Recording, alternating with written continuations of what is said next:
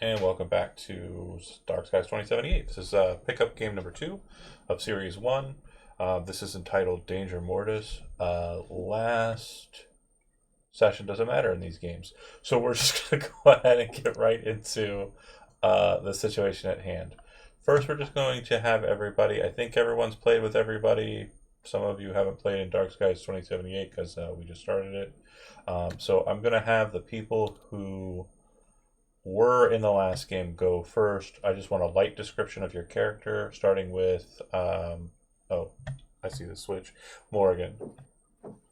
Go ahead and tell me about your character. We got this badass nomad chick with a sniper rifle that has barely been fired because we were always in close combat. Uh, and a bike, a really nice bike. Okay. And then go ahead, Cryptid. Hi, I'm a domestic terrorist. I also played Cryptid. Oh my god. God damn it. Cryptid is a media. She's had a really rough life and lives very paranoid. And is a little bit renegade-y. So yeah, that's her. Okay. And then we will do Vix. Alright, so Vix, also no bad, but more importantly, she's part of the mock gang. Cyber legs, gun, and very dolled up. Always gotta look good. Okay. And then Don't we forget have the monowire. new punks Yeah. on the docket here. Before we move into them, I will note that there should be a link down below for the wiki for this game. It is being updated as best as I can. Just keep an eye on it if you are interested in the story synopsi, and I'll be adding character pages over the next week or so. Yeah, that would be for the characters that weren't here or that were here last time but aren't here now. They have had updated drawings. Moving on to the new group, we're going to have you as a player just tell us about yourself, brief introduction, and then tell us about your character since they're fresh. A little bit more detail than the other three went with. Go ahead and start with Redtail. Or Tyler. Hi, I'm Tyler. I play Redtail. He's a exotic medtech. He has a body sculpt of a fox. He's a drug dealer and an asshole to most people. Sorry in advance. I don't know what to say. He's the only group. I think he's the only punk left that has hospital access. That's correct. And I have my own clinic too. If you need help. Yeah, the only medtech that still has hospital access. That's still alive at this point. Because Bunny John Doll keeps pressuring me to spend all my money.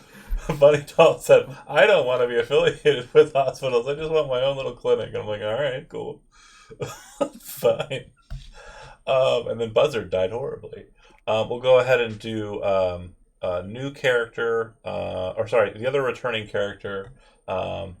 Riff, go ahead and tell us about Riff and sorry, Brent, start with yourself, then go into Riff. Hi, I'm Brent. I'm playing Riff. He is a rocker boy. Those of you that had seen him before, the new update. He seems I like from the picture. He looks a little more bulkier. He's got his Emperor Cobra jacket on. His hair is definitely longer than what it used to be. He's using the same old guitar and gun that he was way back when. And he seems to be, just on the grind, trying to get more money. And if you want to, listen to good music, hit him up. Okay, we love Riff. And the new character we'll discuss here. This is Chad's new character after I heartlessly and horribly killed his cool character. Tell us about Siege. Chad, you're muted. I saw you going in. I was like, no, it's got a good description. Yeah, Siege at first appearances might actually be mistaken for a like a robot or like a fully Borg person.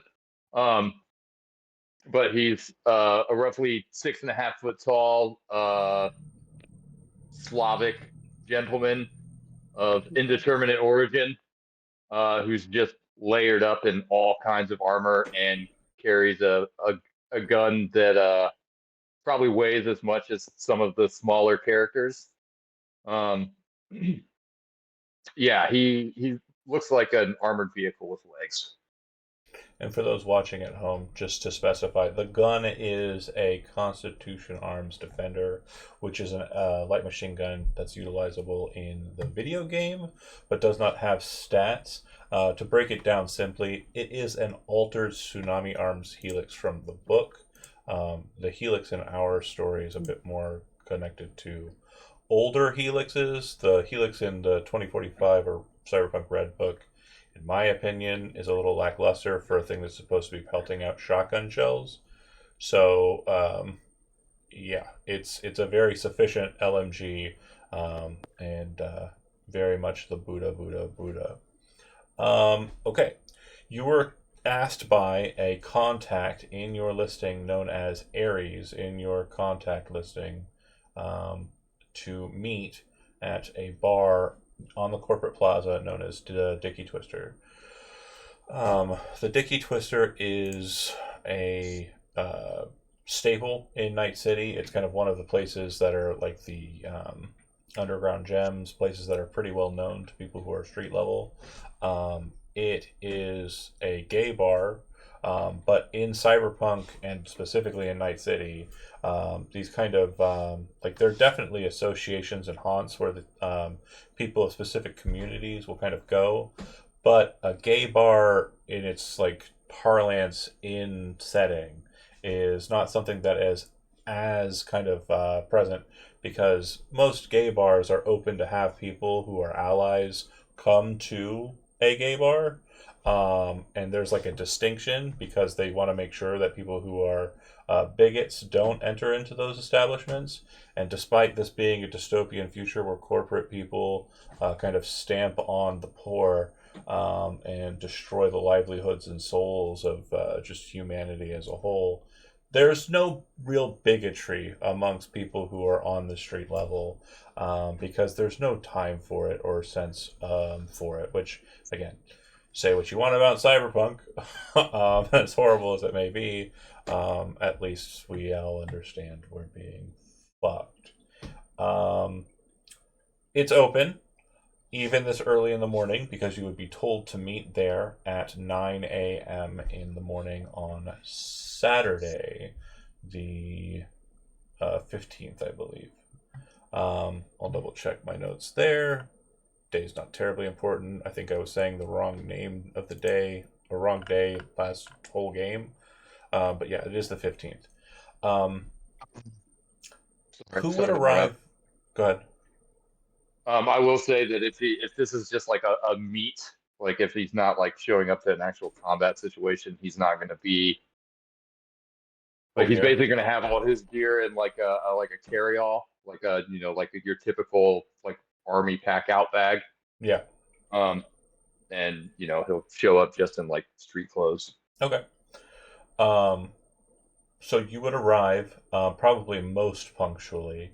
And regarding, again, I think most people are aware. We haven't been keeping it secret in the Discord, but you're very aware that Siege is connected to Militech. Out of character, we know that, but I want to make sure that the line is drawn in the sand here, the distinction. We know that as players, but your characters do not know that in character. Okay, just role play it accordingly. But you would arrive punctually. I will say that you have not been given any information that is different on this job than anyone else. But when things come up, I will note what you know and what you don't know that is different or comparative. Who would be the second most punctual individual? Probably Morgan. Okay. So yeah, you would enter into the space. Again, very quiet on the interior. Not a lot going on. It being as early as it is. I have a picture of the interior and doodle. This is, I believe, concept art. There is an actual interior space like in the game, but that is basically what you're looking at when you enter in. And outside, it's kind of like bright daylight. There's kind of like a nice kind of sheer in between a few buildings that allow for morning light to kind of get into the space. But the second you walk in, it's like dark atmo. You're kind of walking into a space that is closed out all outside light, and boom, hot neon, dancers on the stage, etc. And the dancers are not really like, it's not that many. It's not a packed night. It's probably like one dancer and like a handful of businessmen who are probably going to be heading into the Corporate Plaza shortly after getting their fix. Yeah. Go to the gay club right before, yeah. Yeah. I mean, As you do. strangely enough, it is not an uncommon practice for meetings to happen at strip clubs, brothels, etc. So, it being this close to the corporate center means that you're getting business from the Glen, but you're also getting business from the corporate world. It's a nice breeding ground of, meeting individuals who might not walk the same path as you. All right.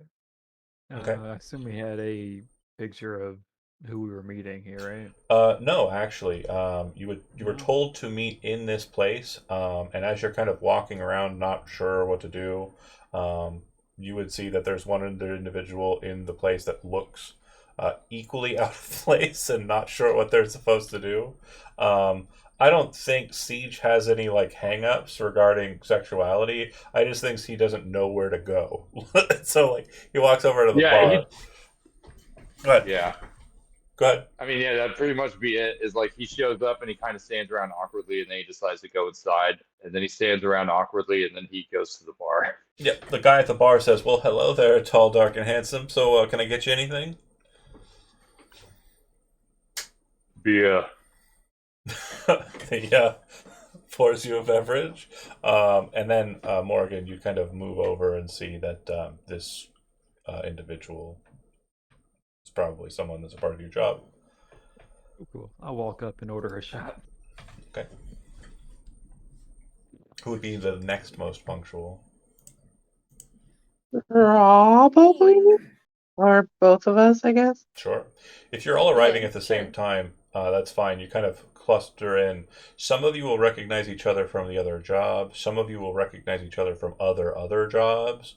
So, like, as Cryptid, Riff, Vix are kind of coming together. Public transport. Riff, go ahead and roll a d10 for me.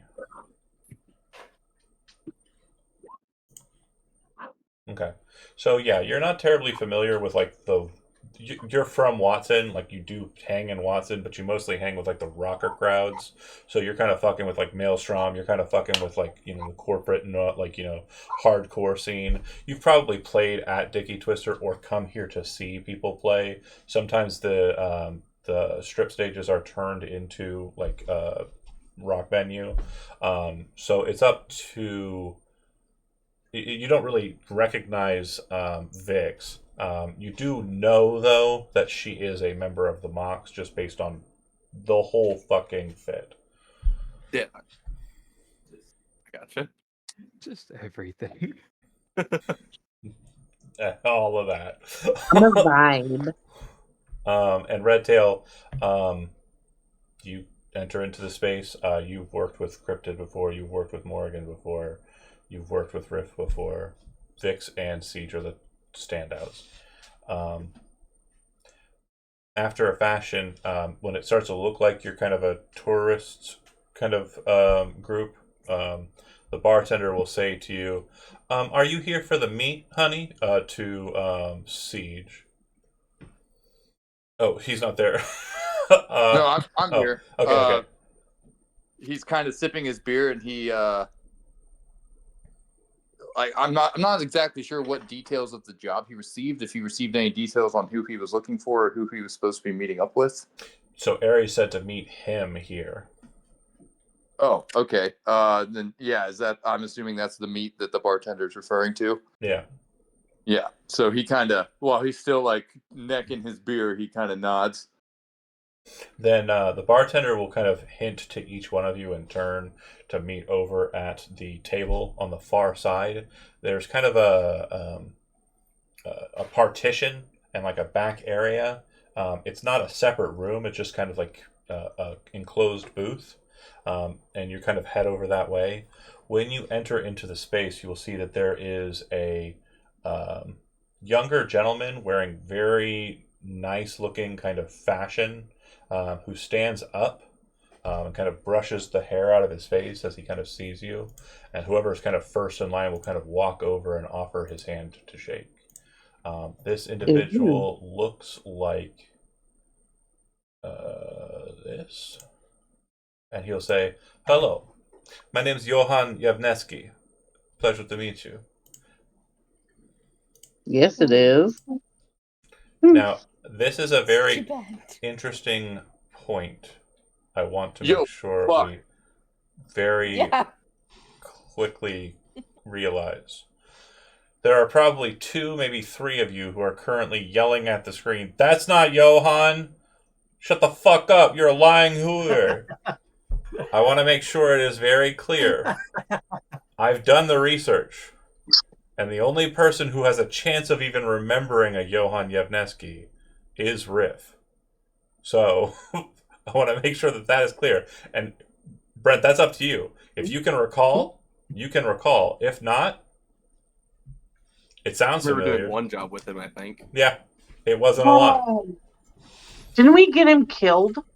Let's not talk about Johann Yevnesky right now. I do have a Right, question. alright. Would Siege know the sort of behind the scenes Great question. stuff? So you actually see this individual, and you would know that this individual's name is not Johann Yevnesky, Siege. His name is Severo, and Severo is the right-hand man of Ares. So you know that he's giving a false name, and you can play ball or not. Oh yeah, definitely. He kind of cracks a bit of a smirk when he shakes his hand, but he doesn't spill the beans on anything. Yep. Johann will kind of in turn kind of greet everybody and then kind of move back to the booth. Once everyone's kind of slotted in the booth, he pulls up a chair and sits at the end of it. So it's kind of like 3 and 3, right? And then he kind of looks at you and says, "I know that the mission that you were given, the words, the details were not very... there wasn't a lot of it, no. And that's understandable. We want to keep most of this off comms because we're talking about something very illegal regarding this matter. My employer, Ares, who I believe contacted you, wishes very much to have an individual named Melissa Chen killed. It is your job to do that, and I have a deadline for that matter that needs to be handled. It needs to be handled very quick. This individual, if you are curious as to why she must die, she is a corporate scumbag who works with a corporation known as Kangtao. She's caused some problems for some folks. I believe, gestures to Morrigan, your family has been getting fucked over by this corporation out there in Vauxville. And from my understanding, too, she has some connections to, looking directly at Cryptid and then looking directly at Riff, problems that you had back in December. If she were to go away, it would benefit you greatly, and it would benefit us, me and my employer, so much more. So the job at hand, being a very illegal activity and potentially done in a very high risk situation, will pay quite handsomely for you, 5,000 eddies per person. Whoever gets the actual kill stroke will be given a 2,500 eddy bonus. Also, My employer will be monitoring the situation through outside channels. I wish to offer anyone who is interested the opportunity to record the situation. And he places something on the table, looks at you, Cryptid. Are you recording right now? Absolutely. He looks You at know you and he it. says, I will need you to hand over your full recording of the conversation to this point. And you'll see the thing that he placed down on the table is a bug detector. Ugh. Man, I miss Carbon. I mean, Do you hand I over can the send him recording? the file. I'm not. I mean, I can't just pull shit out. You can pull it. Can You I? can pull it through memory chips. Yeah, he put down a. He also puts down a memory chip for you to slot it. I don't like slotting random chips. This is very sensitive information. My employer would not like to be associated with, and if you happen to be recording, you're creating a loose end that we would have to deal with. I think that everyone at the table agrees that we do not want the discussion of our operation to be mismanaged. I understand that, and I will pop the chip. Okay. But how do I know that that one doesn't have something on it? Sure. So you wouldn't, other than if you ask him if that's the case. What's it got on it? Blank. If you wish to test it, you can, Yeah. but you must slot it to do so. And if you do pop it in, you will note that it is a brand new, factory new. In fact, it has to format when it enters into your NeuroPort, which is something that only happens when you buy it and pull it fresh out of the package. So he's on the Okay. level. And if he's not on the level, Okay. then he's very good. Then I'm going to kill him. Very As pretty as he is, Cryptid Yeah. gives no fucks about that. So you pull the information, you drop it down, and he says, please stop recording for the time being. However, I do like your forwardness and your attempt to make sure that documentation is kept. The documentation that I require, though, and my employer therein requires, is that you record the kill stroke. Now, if you feel this implicates you in any way, you can forego it. However, if a recording is brought by the group, and you all make sure that that recording is brought forward, and you are okay signing off to my employer that your visual person is allowed to be seen on this recording for his purposes, then you will be paid an additional 2,000 eddies. If you do not wish to record, you do not have to.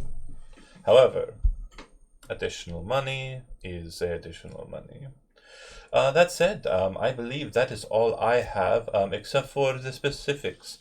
The individual known as Melissa Chen's whereabouts in Night City are a struggle to find due to her 24/7 work opportunity periods. Well, she's clocked in all the time, but hardly these corporates in this specific tier work that much. Not like us, right? The matter regarding this individual, though, is she has a business meeting at a restaurant known as Francisca's. It is on the north side of Corporate Center. It is behind Mega Building H9. It is inside of a mall structure. Therein, I believe it's on the 4th or 5th floor. The signage should allot you to where it's located. She will be at this meeting at 7 p.m. tonight. You will kill her. You can kill her there. You can kill her elsewhere. We do not care where she dies. The only matters that need to be put into place here is that she dies horribly and graphically, and preferably in a way that can be revealed to Night City Police Department, or perhaps corporate security teams, or individuals on the site, bystanders, if you will. There need to be witnesses outside of your group that this happened. If that means you get a wanted, moniker on your NCPD notice or something, so much the problem, but you are getting paid 5,000 eddies. And I'm sure some of you have killed on camera before, right, Riff? Always. Always. Always, if I can make it happen. That shit sells. Any fame is good fame. Get this shot. Yeah. Any questions for me? cameras to be my eyes, then I'm not on camera. I'd rather you not record me. That's... Noted. I think we're good so far. In case you haven't noticed, there's not a lot like me in the city. Well, if I understand correctly, she is familiar with a well-equipped editor, or if gestures towards Vix, perhaps the editors at Lizzie's would be able to assist in making sure the footage does not portray any of you individuals. If it is doctored in that way, my employer would be fine with that. However, if it is edited in any other time-stamping ways, this would cause problems because it may delude the material that we are looking to see here. I appreciate transparency. So. Of course. Our my employer, and now your employer, cares so much about making sure that no lies or untruths are being told, especially in the early meeting portions. We'll see. Right. Let's go shoot a bitch. Enjoy said bitch shooting. Have a great night. I hope you all work well together. I have, looks at his watch, and then his eyes kind of flare blue for a second, which would denote that he is sending a text or making a phone call. And then he kind of clicks his eyes shut. I have other business I must attend to. When you are done, report back here. The bartender will know to buzz me when you are done, and I will be sure to send over the payment accordingly. He flicks out, and everyone would see kind of like on your neuroports, if you have one, that there is or if you only have an agent, you'd get it as well, but a request for detail transfers, and he's not asking for you to take his details. He's only asking for you to give him yours. Okay. Okay. I'm not going to say a thing, but I'm going to decline it. Yeah. Well, it will be very hard to send you Oh, sorry, Magpie, you kind of staggered there. What was that? I'm gonna accept it because he's hot and he doesn't. He's letting me kill a king Tao for money. I miss Right. Carbon. I'm also accepting it for Carbon money. kept me safe. You know, Siege, you would You know do that be you hot. surprisingly don't get the same request because he's already in your contact list. And you vice do be kinda versa. hot. So, if you don't send me your details, I will have no way to pay you. I'll send him the safest version I have. It was like, I just want to say a fake identity backup. Well, again, The proxy. I sell drugs. I gotta have a proxy. I will say, you would know his employer has your contact information. If he wanted your contact information, he could pull it. He's not asking for your contact information. He's asking for your banking information. Basically, this is like, think of all banking on electronic sites working like Venmo. It's very crude comparatively. Well, I guess it's less crude because you can't really like see people's history publicly. But yeah, it's fine. It's not like a crazy thing to pass over your information here. Okay. Fine. Gotta get paid. Yeah. Okay. Well, I want money. He'll get up, and he'll walk out. I would like for Riff and Cryptid to both make human perception rolls. Red Tail as well. Right. Where the He falls into the social? category of I've been fucked over by corpos before. You think? Human perception. It killed my last boss. Where's human perception? It's under social. Social, okay. An 8. So, Riff, you're the only one who got it. That guy is definitely not a fixer like he claimed to be. And whoever he's working for probably isn't either, just on the language. Which you're probably ferreting out in your heads a little bit already. But Riff, you're 100% certain the way that guy just walked out, the way he moves, everything about that meet was like Exec Corpo 101. Like that guy is definitely a member of some corporation, and apparently some corporation that's hostile to Kang Tao. Which again could be a lot of options. I'm not saying like that narrows it down, but Yeah, he is Corpo, and his Corpo, which could be any number of things, is not a fan of King Tao. Yep. Gotcha. But he's hot. He is hot. True. He That is true. Hot. You could use him in your band just for like fucking. drawing Alternatively, and- remember the picture that he sent you and the details he gave Also, you. that yeah. She is also Aesthetic. hot. So I She just is want to make hot. sure. True. But she's Corpo's fucking up my apparently. family. But she's a bitch, and But she I just make worked sure with You that- don't know Fisk, that. so, No, he explains that she's Kang Tao. yeah. Yeah. And Kang Tao are. She. I don't know. Vix, I don't think you're not like She's got anti. ties to Rhea. I don't think you're anti Kang Tao. You're probably anti Tiger Claws, right? Oh, that's what I'm thinking Yeah, of. gang and gang fight. Yeah, gang and gang fight. Zach, he is the boss What? of Billix. That's right. Billix is But coming this for Kang bitch- Tao. But This fuck bitch him. is on the Rhea list. Yes. That information is on your side. He did not bring that out in the open, which again to you is nice that he didn't. So Yes. whatever that is about. Yep. Yeah. Let's go shoot a bitch. Yeah, that's at 7. You know, I'm pretty sure we're a little ways away from that. What do we want to do for until then? Do we all want to hang out, or we want to go do something? Everybody do their own thing, and then meet back up. Plenty Go of them close came to in where here. the bitch is. Wait to shoot bitch. Mega Building 8 is the one Hungry set up in, right? Mega Building 3 is the one that Three. Hungry's in. I don't like this music. So why am I hearing music all of a sudden? They turned it on. Oh, it's all cool and jazzy. All right, we're going on town. Let's go. It like Did reminds me he a mean bit Mega of Building Minecraft. 9? Please say it. Mega Building 9, there should be a blue. Do you see the blue marker with the question mark? Yeah. That is her location at 7. And yeah, objectives will be kind of like placed on the table, and I'll make sure that they have like a red ring on them so folks can find them easy. Gotcha. I'll also snap ping on request. So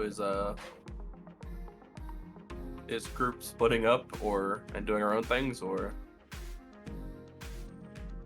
I mean, we know where to meet. Yeah. We can just hang out here for a while. Let's go scout the building. It's a Yeah, mall. go. We could follow the white-haired guy. Just wait for her to walk in. Yeah, Throw a grenade at her. Where'd the hot guy go? Done. Oh, Hawkeye left. I go. Hawkeye has business, Yeah. and I have to Wouldn't do change that his. anyway. I have to change his keep the everything cool because it was jazz all beats lies that were very quickly seen through. But yeah, he definitely did go by Johan Yevnesky. Yeah. I really don't care what his name was. Anyway, Thank you, chat. Yes, we talk about how he's not Johan. it looks like there is another bar like right close to there. We're not really Yeah. focused on Jacked and Coke. It's actually wrong location. But yeah, Somebody's got a full shoot bitch. Jacked I and was just Coke gonna is say present. we could move the party over there until could- it's time. Hang out with empathy. Oh, Empathy. So Empathy is actually more of a club than a bar. You could definitely go there, but it's not going to give you any like surveillance options or anything. It is very much an underground kind of strip club and brain dance club. Yeah, I was gonna say, like, how much time do we have until the? Meeting would probably end around 10 a.m. Being kind of like, leaning toward that next hour when you arrive. So you have 9 about hours. 9 hours before the job. Okay, Okay. Siege would like to go to the location where she's supposed to be, so he can kind of scout it out and get a lay of the land before they arrive. I would like to find a spot that I can actually snipe from. That'd be great. Okay. So if you go to the location, I would like for I have reflex. you to tell me how you're getting there. So Morgan, you have your own vehicle. What did you come in, Cryptid?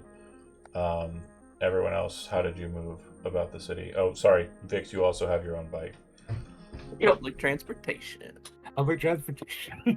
Heck Public yeah. transportation. I'm just gonna Hell hop on the yeah. back of Morgan's Let's bike go. and go, So if go we with do, her. if we do the bike scenario again, we have the 3 bikes once again. So you could have people riding, since we're using the word a lot, bitch, and get there, you know, 3 bikes if you want to go that route. Or you can let the public transportation folks take there, which is surprisingly all the guys.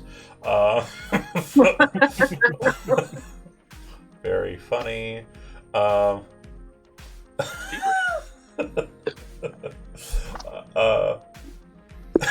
I guess it's on Lark. Are you taking a bike or going? Are you in the van? Oh, yeah. Did you I bring mean, the I could, van? but like, She's trying to yeah, hide her living space. Shut up. I mean, I could take y'all in the van. There's less room than you think. Who wants Yeah. to ride with me? In truth, you're probably not parked too far away from here. Yeah. In the van, like where you've been kind of staying, because you've been staying in the Glen or Vista Del Rey. So Yeah. if you want to get the van and tell Siege, Redtail, and Riff you've got to ride, you Yeah, folks can you ride gotta together. ride. I'm just saying, don't expect it to be luxurious. Oh no, You hell might no. have to see just that. I would say that once you get in, there's probably a situation where it's like, hold on a second, and you're like pushing the mattress and like folding the front seat up, or Yeah. like you know, getting that locked into place.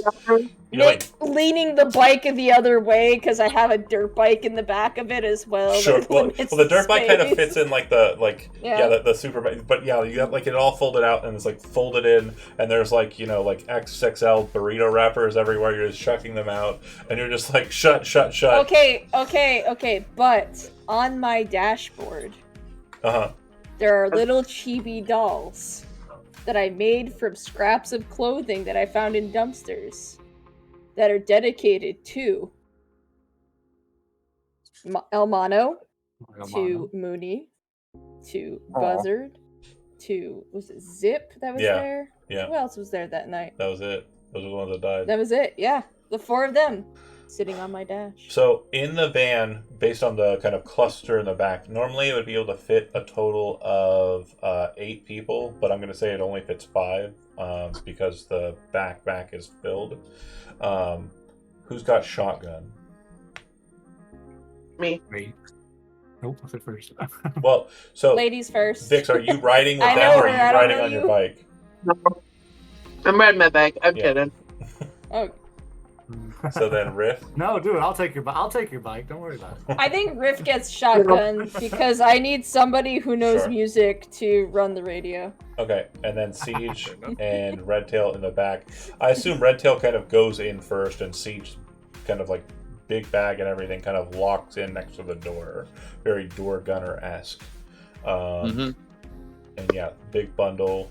You kind of all ride out with 2 Yaiba Kusanagis kind of flanking you as you move through the city.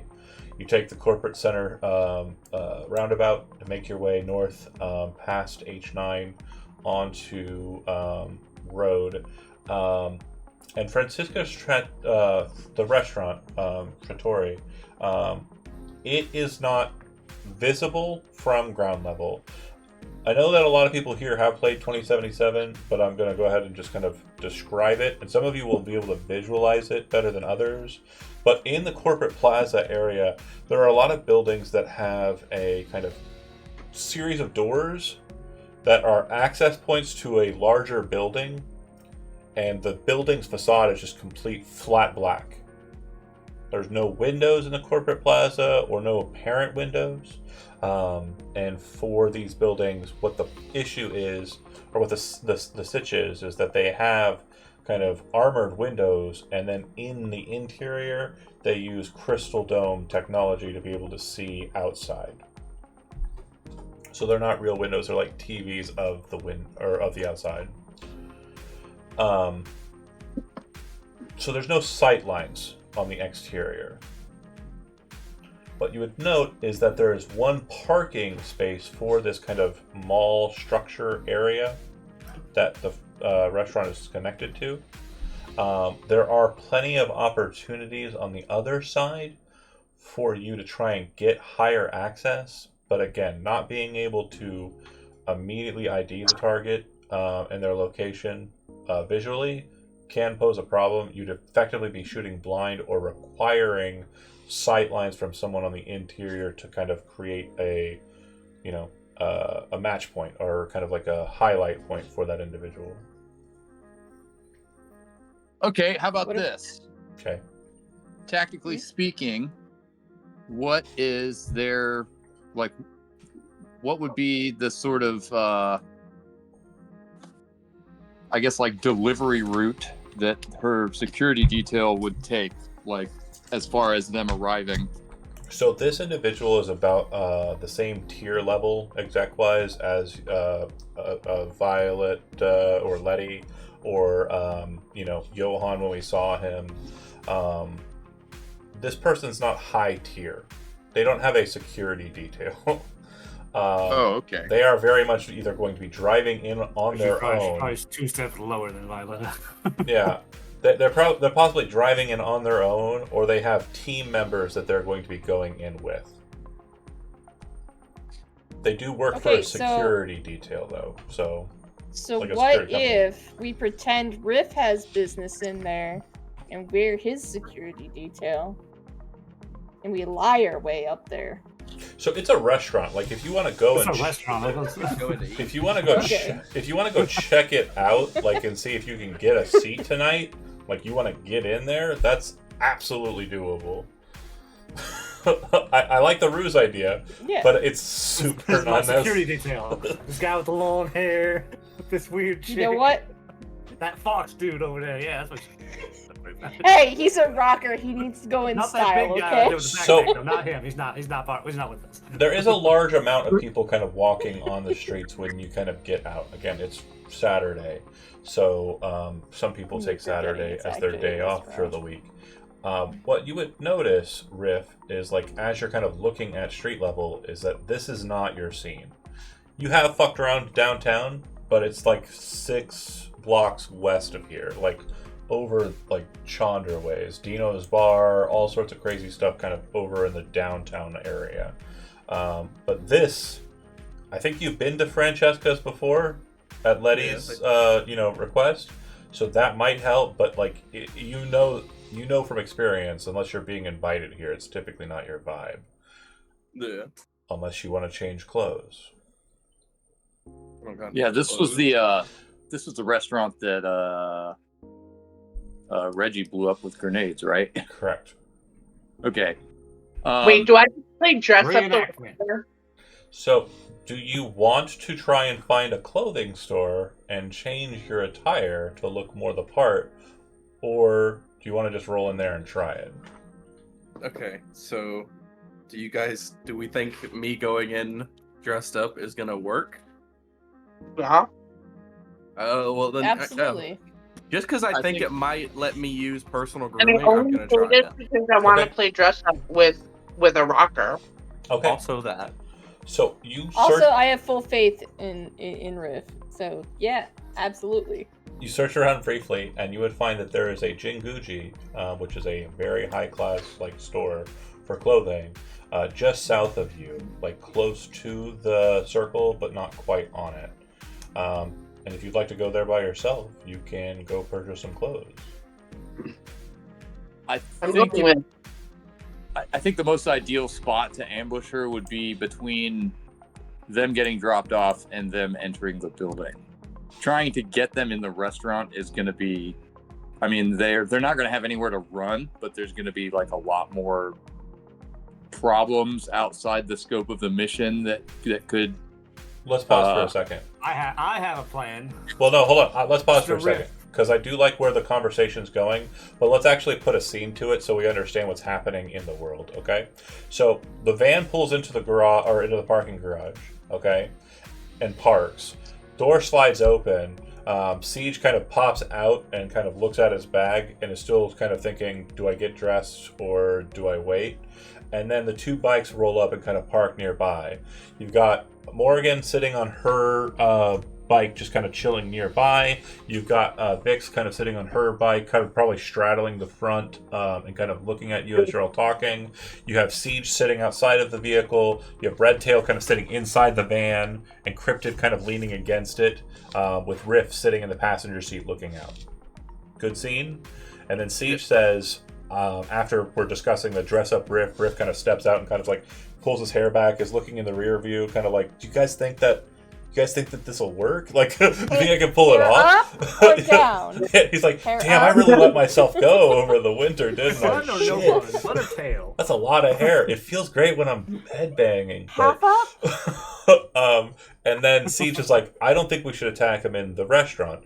And then go ahead and finish your thought on that if you have anything else to add to it, Chad. And then we'll cut to Redtail chiming in. I mean, the alternative is that we confirm that she has arrived, we initiate our attack, and then Siege comes up on the elevator to basically block the only point of escape. Redtail, you had a thought. Go ahead. I was thinking Riff can start doing his little guitar playing outside the front door and act like he's drawing a crowd, and then like Chad's character can go to fight him, like, I hate your music. Cause a scene while she's stopped right as she gets out of the car, and we can let Corey try to snipe her from building 9 or something. The thing is, Siege's main concern is that once he basically gets dressed up for the mission, he's going to stick out like a sore thumb, and just walking down the street, somebody's probably going to call the cops. Well, again, it's not unlikely that that's the case. Some people will feel kind of like worried about your presence. However, don't think that they're just going to call the cops. If there are cops on the scene, they will probably ask you questions. They will probably stop you. But most people are not the kind to call the cops, because that could mean that they get shot. Not by you, by the cops. By the cops. Oh, that's fair. I hadn't thought about that. I just Remember, this is the real world, Yeah, Chad. I'll give you a medical patch. They'll think you're trauma team. NCPD's like roll out like that, like how they explain it. They're like, if an automatic NCPD turret has deployed, do not call the cops. You are in fact wasting our fucking time. They have already addressed that we need to be there. Fund the automated turret. Stop calling us. We will charge you. Because calling 911 is actually like you get paid, you get charged by the minute. So I got you. Well, I mean, even then, is like, even if nobody's going to call the cops, seeing him very dressed obvious in all his stuff, like if she rolls up and she sees him, that's a security concern. Yeah, 100%. But last time I was here, they took our guns at the beginning. They wouldn't let us take them in. You can't get in with guns, correct? So Okay, that would be a big downside. But we also need a lot of spectators, and I feel like it'd be a lot easier to get more spectators in the restaurant than leave sneakily out the back. That way we don't have to deal with the response from whoever's responding to it. Then it would be to do it out front and then deal with the response there. What if we smuggle some guns in the back way? And the rest of you walk in the front. So is there a back way? This is on like the really a 4th back way. floor of a building that has like hundreds and hundreds of businesses inside. So yeah, there's no real back way. I think it's more of like what we need to do is we get in, whatever we find out, she is there for sure. We go back to the front, get our guns, cause said scene, then go down the elevator and sneak out the building without hopefully being detected. Okay, hear me out. They eat at the restaurant and we poison their food. I don't know how to use poison. I just know how to shoot stuff and play guitar. That's fair. Okay. Yeah, we have a shooter. You sure I can figure it out? Okay. I don't know. I say shooter on the street. Like, I think there'll be enough witnesses that way. Broad daylight. There'll be CCTV. Million Come on. witnesses. Yeah, but if we do it They'll in the get 'em- restaurant, we can If we're trying record to do it it in more the up close. restaurant, there's probably cameras everywhere. I can record it. I can record it up close either way. I think Tyler was more gunning for the fact that you'll be recorded by not your cameras. Is that fair to say? Well, Is that right? has a little mess thing, so she won't be. Yeah, she won't be. Yeah, but you all will. But Brent, you were about to say. I could have my face blurred. I'd still be Y'all- easily identifiable. Y'all should invest in some anti-surveillance. I wasn't me. I bullshit. swear. It was another fucking bioexotic one. I can do makeup for everybody. I can do the anti-surveillance makeup. I am fucking Again, what's that gonna do dying. for the rest of me?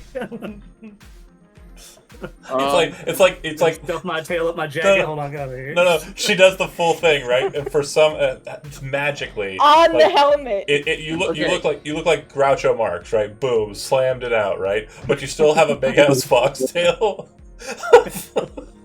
Okay, how about this? 2 teams.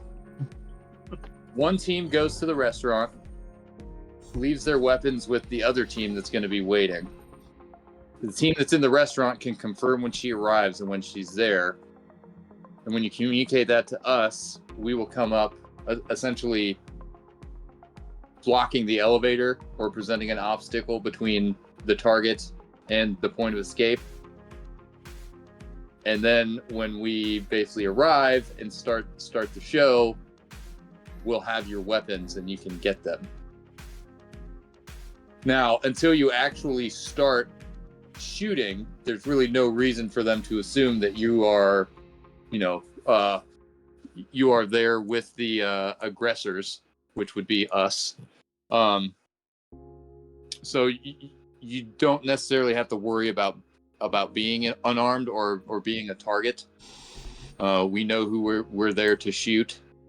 But I think this is probably, like, I don't think everybody in the group is ideal for like a frontal assault. I don't think everybody in the group is ideal for like something more cloak and dagger. Like, there's definitely no way that Siege is dressed or prepared to talk his way into a fancy restaurant. There's definitely no way he's going to give up his gun. Yeah, so I mean, if Riff wants to go the route of, like taking a few people to dinner and then camping out until the target arrives, and then you can communicate to us and confirm that the target's there, and then we come up on the elevator and start shooting. I think that sounds good. So the question would be, who's Riff taking to dinner? That's a good question. I have a better question. How are you going to block off the elevator? With a You very just have large a man big with a old very body, no large one's gonna gun. question, why is this big man with a machine gun blocking the elevator?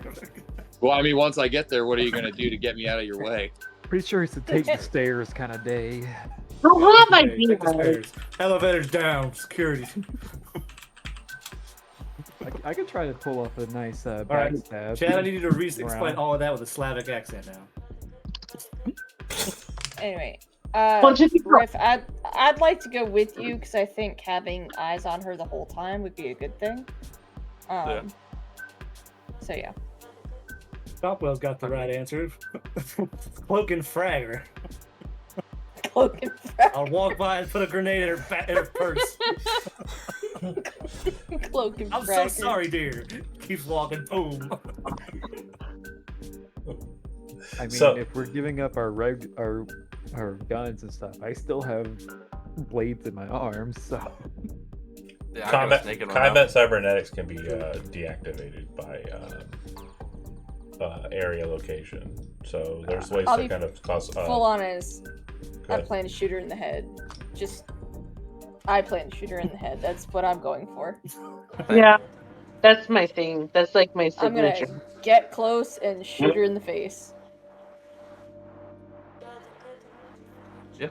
Okay, so as you're kind of sitting there in the garage, okay, it's probably closer to 11 o'clock now. Anybody wish to do anything as kind of like a preemptive, go to different locations, seek, look, figure out what's happening, etc.? Well, if 3 of us going to dinner, we should probably go get new clothes that match the dinner attire. Yes. Yeah. Okay, Or 4 of us. How many of us are going to Oh. dinner? I'd like you know what? I think Max, Rick's just I taking hear- the girls out. your headset. I don't know what's happening, but like it keeps on like cutting out. She's screaming. That's why. Oh, she's bottoming She it. tops out her mic and just. It What was might. that? You It's time for a makeover. Siege would like to basically like leave his bag and his gear on the van. Okay. Yeah. And he's gonna basically from where they're at. Now, this parking garage is this like the main? I guess like the main entrance So to this the would building. be it has entrances into the building. It is not the main entrance into the building. There is a drive up on street side. What you'll notice is that street side, the street in question, when you came in, it has a single way. It's a one-way street. It goes from west to east. So this street in between here is currently only going west to east. It looks like there's a detour situation, construction and the like happening. It's normally a two-way, but it looks like it has been converted to all lanes traffic going one direction. That said, when you exit, there is a guy outside of the parking garage with like the lights and taggers kind of like pointing in direction, making sure no one turns westbound on the street.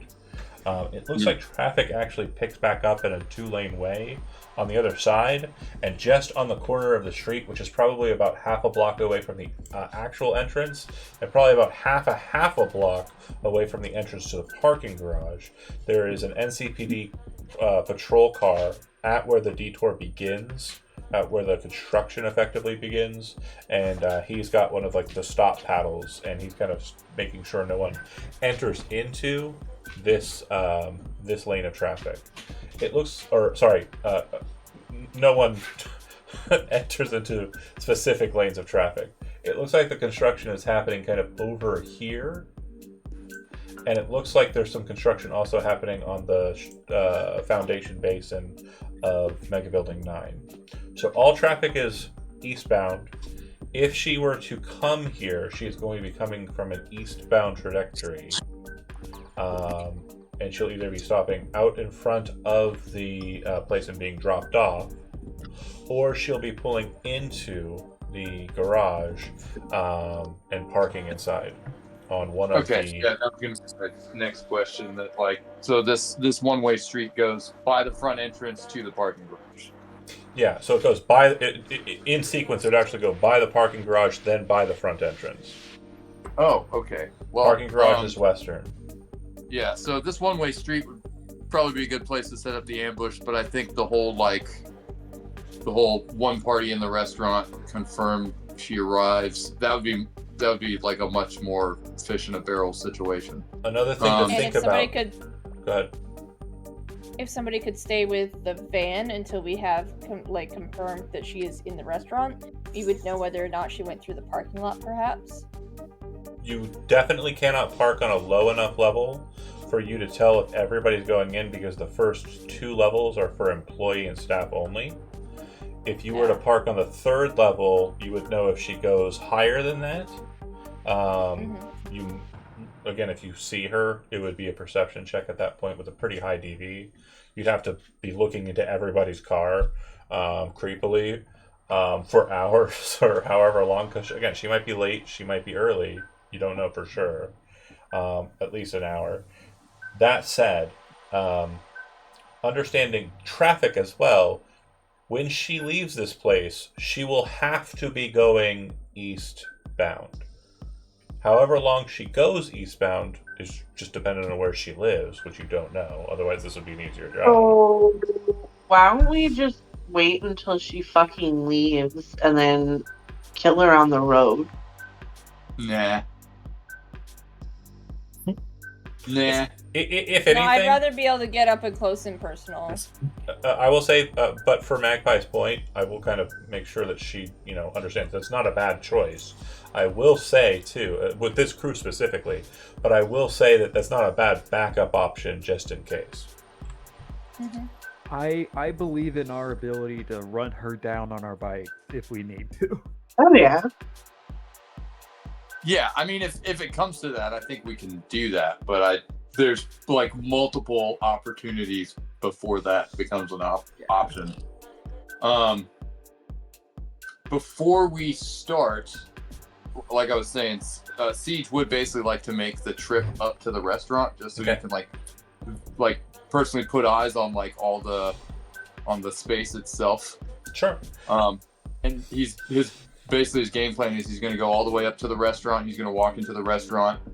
He's going to look around. When they ask him if he'd like a table, he's going to say something along the lines of, "Oh, I was going to meet somebody here, but it looks like they didn't show up," and then he's going to leave. Sure. So basically, they're kind of like in the southern section of the 4th floor, right? And there's a long hallway that kind of goes past a couple of different shops, but then kind of just ends. On the left side, it ends with an elevator. It looks like a service access elevator. It looks like it would be wide enough to kind of bring up pallets of like food or pallets of like other materials. The front door of this space looks as though there are 2 kind of side glass panels, and the entrance is kind of very lavish, beautiful tile work. Looks like they've definitely put in fresh work in. And inside you'd see a grand piano, very lavish looking space inside. And just to the right of the interior, there is a person sitting inside of a kind of like box area, like a coat room, where they would kind of take coats or serve as a maitre d' or a host.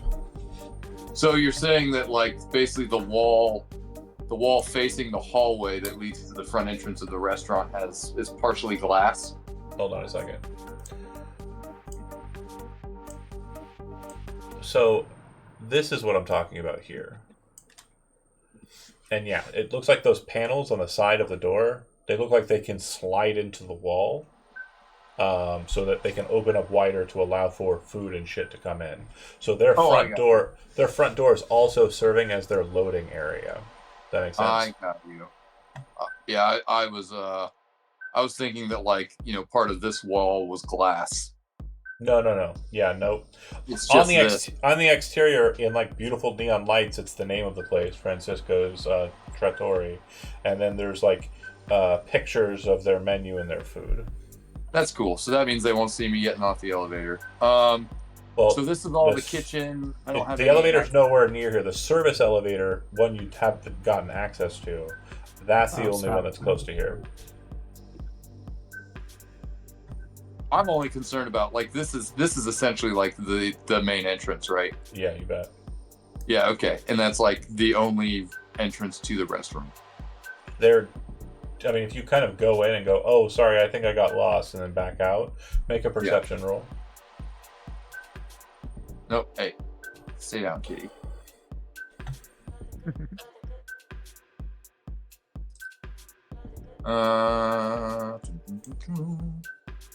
Skills. Awareness. Where? Okay, there we go. What do you got? 29. Okay, so you would actually notice that there are 2 other access points inside of this space. One looks like it is to a back-end refrigerator, which would be back that way. And then over here, which would be basically, consider it like outside to the right is where the service elevator is. That looks like it might be another access point to like a service stairwell or a service like system or chute. Trash is I'm probably... sorry, what did you say the second one was? This one here. Oh, okay. So they're both in the kitchen area. Yeah. There's no public-facing retreats. Yeah. But if someone there's nothing to indicate she would even know those were there. For sure. But if she ran into the kitchen and saw a door, she might run for it. Yeah. Right. That's fine. If she decides to go that route, there's other people in the team who can chase after her. Fair. And then smuggle shit up the surface? You know, there are windows, but like I described, windows aren't real. They are fake. They are crystal dome. If you don't know what that means, it's basically like a display screen instead of like an actual window. And then on the other side is like metal up-armored material that has like cameras that shoot what's on the outside.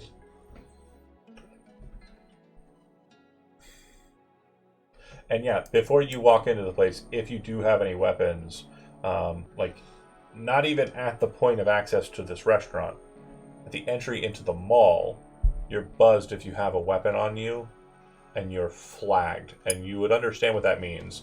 The second you walk into this space, you're not being like detained or like, your guns are being taken from you. Instead, what happens is they kind of note that you are a weapons carrier.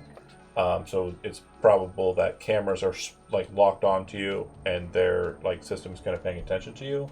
But when you walk into this place, there's another buzz that would happen if you have a weapon, and they would ask you to relinquish the weapon at the door. And you're like, "Oh, I'm sorry, I got lost. I'm going to go ahead and head back. Sorry about that."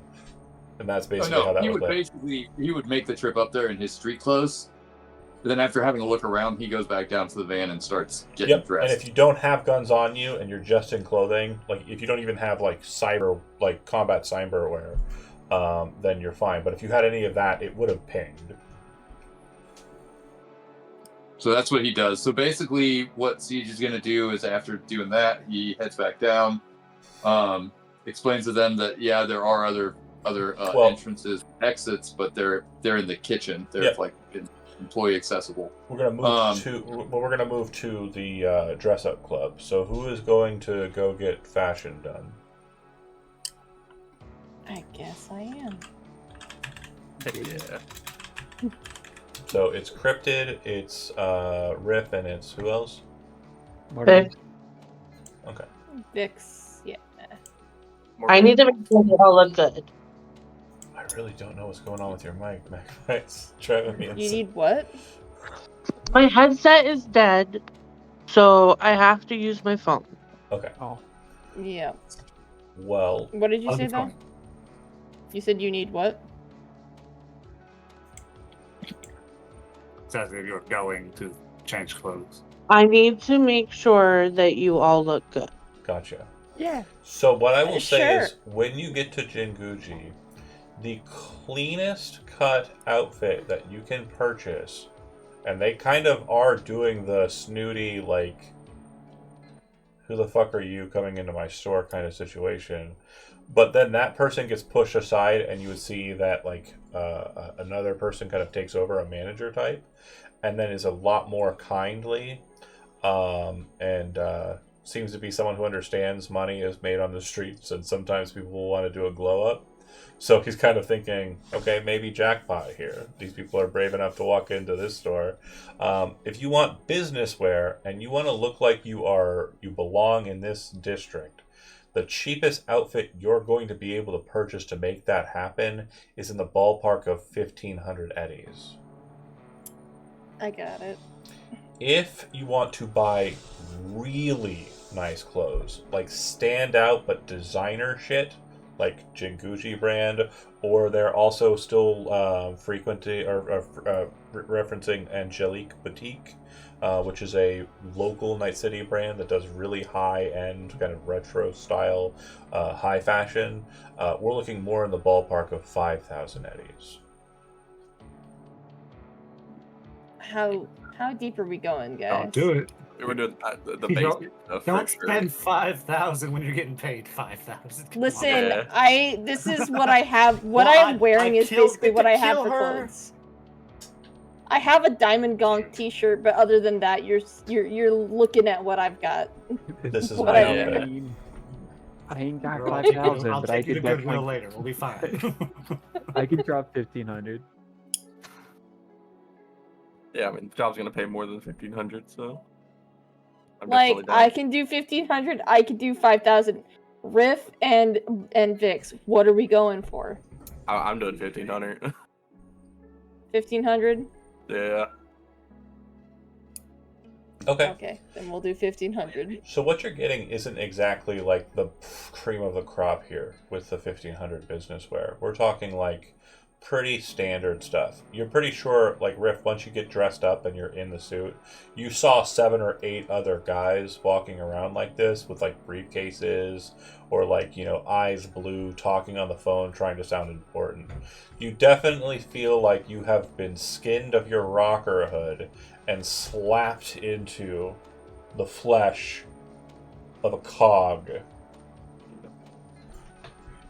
Yeah. We're That's part a of the new song. machine. I don't like that. Cryptid in Flesh of a Oregon, dog. you are given more lady esque fashion, which in current trending means that you have heels. However, the heels are like sectioned platforms They're very cool looking and very stylish. And then you're wearing dress suits. Yeah.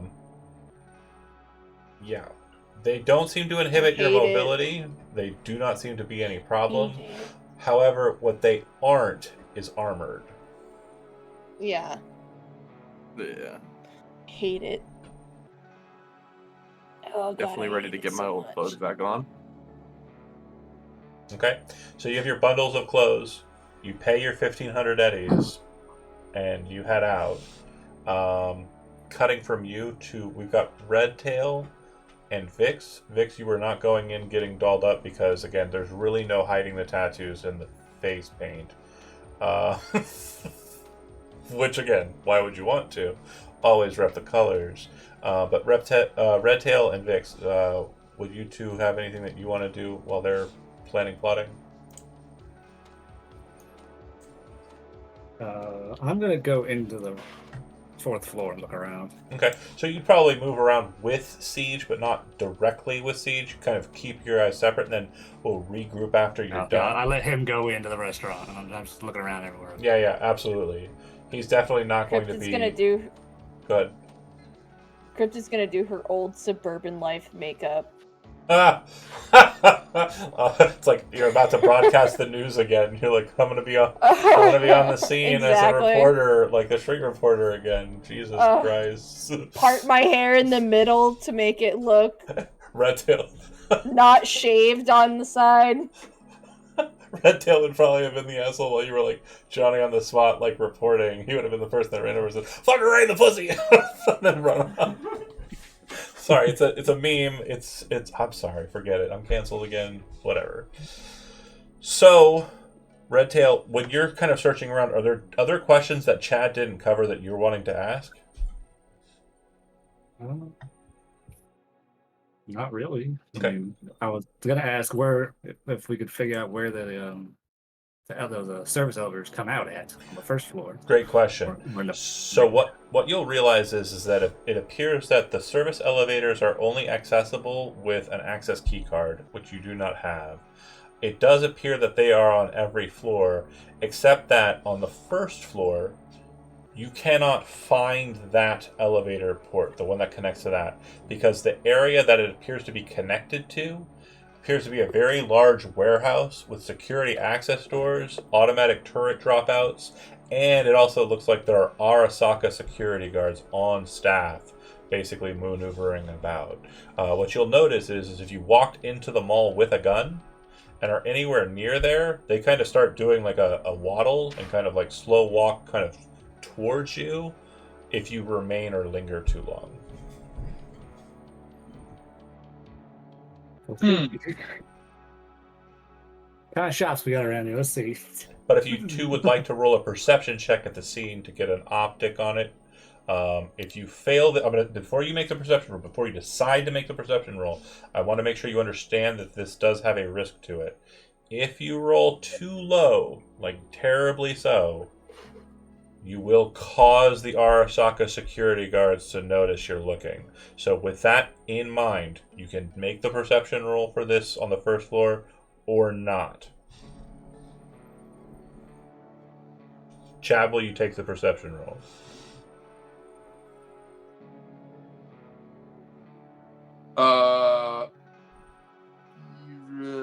Is Redtail?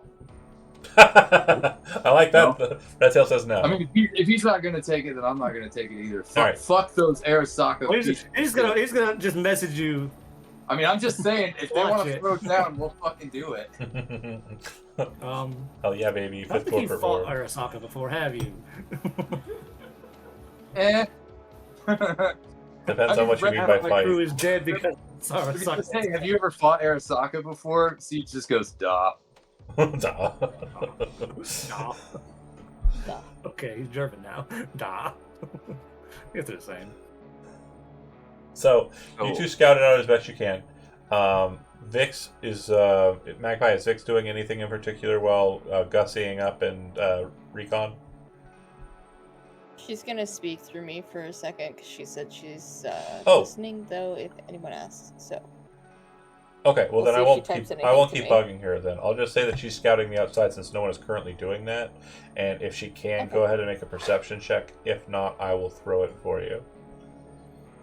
She said, "Yeah, that's fine. Are you able to make a perception check?" She said, "Please make a perception check for her." Got it.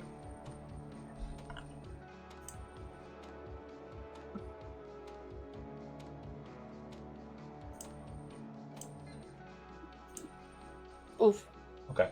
So yeah, she's kind of like searching Still around wanna the do that. area, keeping an eye out, but she's really not adding anything to the situation. Effectively, She once got you new get clothes. back in the corporate gear, she hardly recognizes you, and you have to remind her that you're a part of her group. That's how bad the perception roll was. But I would say that Redtail My Pat on the makeup's shoulder. too Who are good. you? Redtail and Siege, you folks arrive back, easily recognizing your group.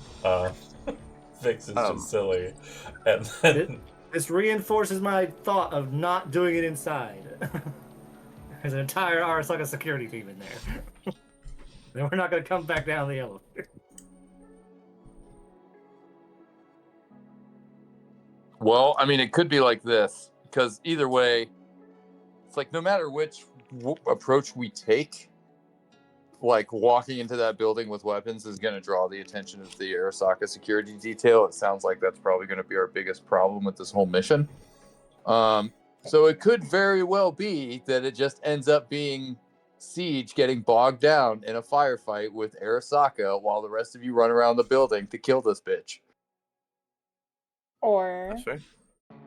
hear me out, we just Or tail we her shoot her quietly and she gets as out of she the car. leaves, and we shoot her as she gets out on the street, and then we're not in the building. We're not technically Arasaka's problem. That's very true. is there anything after getting your fresh fits that you would like to do regarding your plans? I Cry. just have can I use personal grooming to make this look less Yeah. So straight business attire? I'm going to ask for 2 rolls from each of you. Personal grooming is one, but wardrobe and style is the second. Okay. was a good Where do card. we find that? Oof. Woo. So Personal Riff, grooming. your suit looks The suit great. looks great. Your hair is absolutely unmanageable. You realize at this point, and I'm going to make sure, we did just draw your character the way we just drew your character, but I want to make sure you understand. There is one option that you can get to do that will avoid this problem, but I want to make sure you understand the repercussions. You could go to a hairstylist and get your hair cut. But that's the I think only we way both that. need Okay. No. He said no. Okay. So you look a little. -1. You look a little rough when it comes to like the way you are groomed, but not terrible. A 12 is still pretty good. Pretty damn good. Now, on the other side of that, Cryptid looks like a homeless person who somehow managed to put on a business suit perfectly. That's so Like, fucking so I'm gonna just so we can all laugh at it together. We're gonna go ahead. I'm gonna go ahead and post it. Hold on, bear with me here. This is very important. Okay, we get to point and laugh at a person. This is the best. She rolled a total of 1, by the way. People watching at home. No, I rolled a -1. total of -1. Sorry, -1. How? got that wrong. How? So we can kind of see under there that, like, you know, I see why. and just about her person, she kind of has like the face obscuring makeup. She in mid process, she's like, oh, they're gonna know who I am, and she keeps on trying to figure out something, and it's just like this mess of splotchiness that ends up happening. I feel like that math's not right though. You have no I've levels got in a it. 6. You got a Yeah, 6. So probably you you rolled a rolled a 7, 0 and then and you have a rolled a- -8. So 6 minus 15. Okay. Yeah, because when you roll a fumble, you roll again and you subtract the second dice from it as well. Oh, okay. Yeah. So see. you got a total of 7 plus 6, which is 13, and then 13 minus. Oh no, you can minus it. Okay, yeah. So yeah, failure city. Yeah, the math is weird. Regardless, it's a fumble, and it's a fumble that puts you well below what you needed. You look terrible, and the makeup that you did, it looks awful. But I haven't done this in a while. the suit looks great for you as well. The two of you were able to kind of suit up and boot up just fine. And Morrigan is the belle of the ball. Like, she's never worn clothes like this because she's a Badlandser. She's been out in, like, the wastes for a long time. But she very much handles it neatly and somehow just has, like, a perfect knack for it in this instance. And she looks like she's supposed to be here. 100%.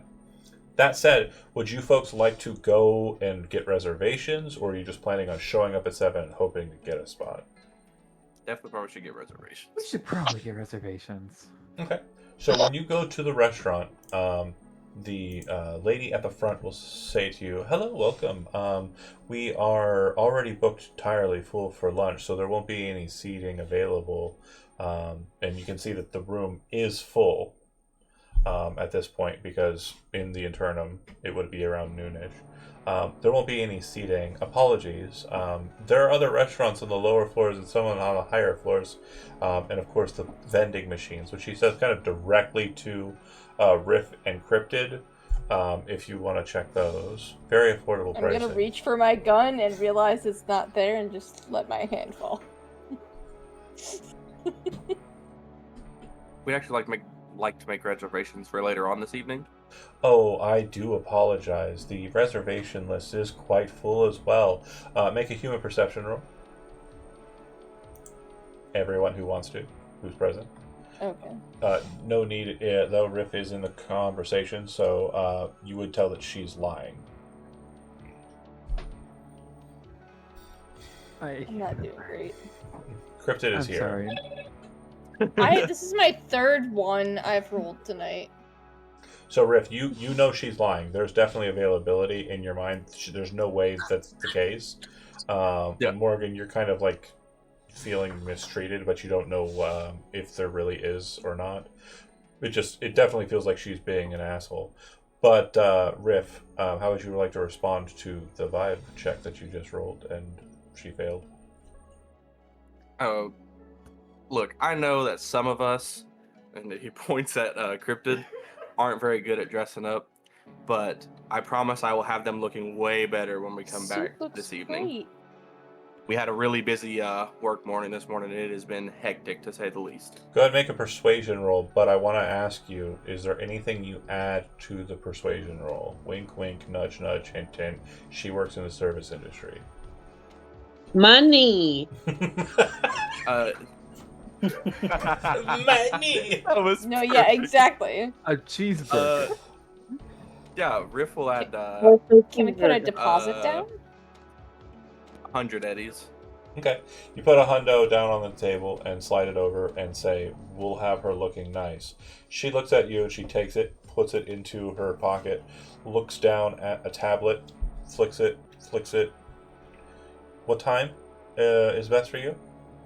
Around 7 o'clock. 7 p.m. And it'll just be you three? Yes. Okay. I will let you know that there is a... For Morgan wants to go with us and did buy clothing. Yeah, she's there. Yeah, It's she just... for us. Yeah, she just rolled... It's Morgan, Cryptid, and Riff. I thought Magpie was coming Morgan, with. Cryptid, Vix, and Riff. I thought Vix was out. Riff and the girls. Because Vix looks like Vix looks. Like, Oh, okay. that's not something we can just... Yeah. Makeup. That's It's fair. tattoos, it's cyber legs, it's a lot. There's a lot going on with the Mox look that is very cybernetic Not this cosmetic. place. Yeah. It would be very hard for her to look the part, is what I'm saying. But if she wants to try, we can. I just didn't get that. That's not what I got. Okay. So, those three. Now, when it comes to the exterior planning, let's go ahead and make sure that we got it on the table. So we've got a nice, because again, we're getting about halfway through, and I want to make sure that we've got good pacing here. So sorry if I rush it, obviously. Siege, your plan is to have gun armor loadout and be prepared to run distraction if need be, but also be prepared to move on foot to where you need to go on site as quick as you can. Now, based on your gear and your stylings, do you see any problems with that? Yes, but I also understand that it's like there's no way I'm going to be able to get any of that gear into the building without, like, whether it's in a bag or whether it's on my person, there's no way it's getting into the building without causing an alarm. Right. So this is just the situation we're in, and this is just the situation he's got to deal with, and he's prepared to deal with it. Okay, so you're basically waiting in the parking garage. If they catch them in the parking garage, you'll blow them out there. If not, you're going to be ready to move, and wherever the trouble is needed, you're going to be there. Got it. Redtail, where would you like to be stationed, ready to go, if need be, etc.? I'll be near the front entrance. Okay, so you're hanging basically outside, trying not to... Smoke a cigarette. Yeah, trying not to pick up slack from any security for like loitering or anything, because that is a problem in Corpo Plaza. But also trying to kind of... Yeah. Can I just like duct tape my gun to the big guy? Can we do that? I mean, that yeah, I guess have it so. when the time's needed. Yeah, you can have, if you want to ask Siege to like hold your gun, he can do it. Please. I don't imagine we're going to be doing the fighting without you, so you're a good place to store weapons. Yeah, now that he's what is y'all's plan when you're in the restaurant? You have to try to poison them? You're gonna shoot her in the face? You can't shoot her in the face. You're gonna go. Oh no, we are watching them, gaining information, and then following them out so that we can tell you where they're coming out, hopefully. Okay. And then Siege can move to intercept, or Vix can move to intercept. I think Vix is, just based on Magpie's current technicals, I would say that Vix's position best is probably on the bike with Siege. So if they're going for the front door, like that's where they're going to be leaving out of, could drive out of the parking garage and just drop Siege off at the front. Or if they do manage to get past you somehow, but you ID their car and need to chase them, Vix can be on the ready. Fair to say? And Magpie just yeah. Yeah. Sometimes it works. Sorry. So the plan is we're not going to try to catch them in the restaurant. We're going to try to catch them when they're leaving. Yes. Okay. Okay. So if that's in the restaurant is hard to get weapons into. Out of the restaurant is not as hard to get weapons into. Yeah, and out of the restaurant there's not any. The air socket doesn't give a shit what happens outside. So if that's the case, go ahead. That's what we're hoping. Okay, so if that's the case, I would like anyone who's on the exterior detail, who's not going inside, your positions are kind of quantified. Redtail, you're out front, and then the other two are inside. I'd like the three of you to go ahead and make perception rolls. So Vix, Siege, Redtail. I got an 18. Okay. 13. Okay. So at about 6:50, and again, this would have been outside of you for Vix and for Siege based on your rolls. You do not see the target enter in through a vehicle, park anywhere, anything on the interior. You're with the van and the bikes. You do not see the target. However, Redtail, when you are out there, what you do see is Melissa Chen. You recognize her by Face ID, and you probably have her picture in your hollows just so you can reference, right? You see her running from the parking garage. Not running like, oh my god, I'm scared, but more kind of like a power walk / like pick up the pace kind of move. And this is right around 6:50 when this happens, going for the front door. It does look like she came out of the parking garage, though. Runs away from the door, eyes glow blue. Okay. Top front door. Contact. Contact. Are you trying to make sure that she doesn't see that? She works for a Turn security. away from. Go ahead and make a stealth roll. Good lordy. Do we know what level of the parking garage she left from? No. Nor do you know what she drove in. Okay, but we know it wasn't the level that we're currently camped out on. Yeah, it's definitely lower than level 3. Who knows stuff that? Why? But the fact that she walked from the parking garage. It could also is be guaranteed. level 3. It just, you did not get eyes on her. Yeah. Your rolls were pretty good, but not insanely good.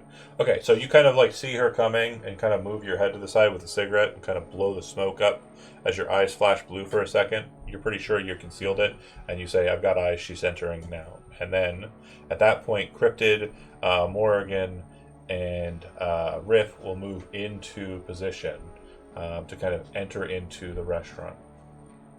I would like for Riff, you said you were going to try and make her look better. Go ahead and make a personal grooming roll. This will be an effective doctoring of yourself and Cryptid's rolls from before. You guys go to a public bathroom together. They're all unisex in this building, and you two kind of just work out together, like, you know, your look. You get eyes from a couple of people, but like what the fuck is happening here? Like, who are these people? And then one other person like comes over and says, "Hey, you're Riff with Impure Cobra, aren't you?" Yeah. Ooh. He kind of pulls out like a notepad and kind of like holds out a piece of paper and a pen. "Can you sign this?" Sure, I'll sign it. All right. And this person's wearing a suit, but she's got like the typical like Cryptid's hairstyle. Everybody, all punk girls kind of wear the hair the same way. It's like, you know, to the side, shaved on the other side. It looks like she has like a memory dock on the side of her head, kind of plugged in. She looks like a corporate punk, and she'll leave.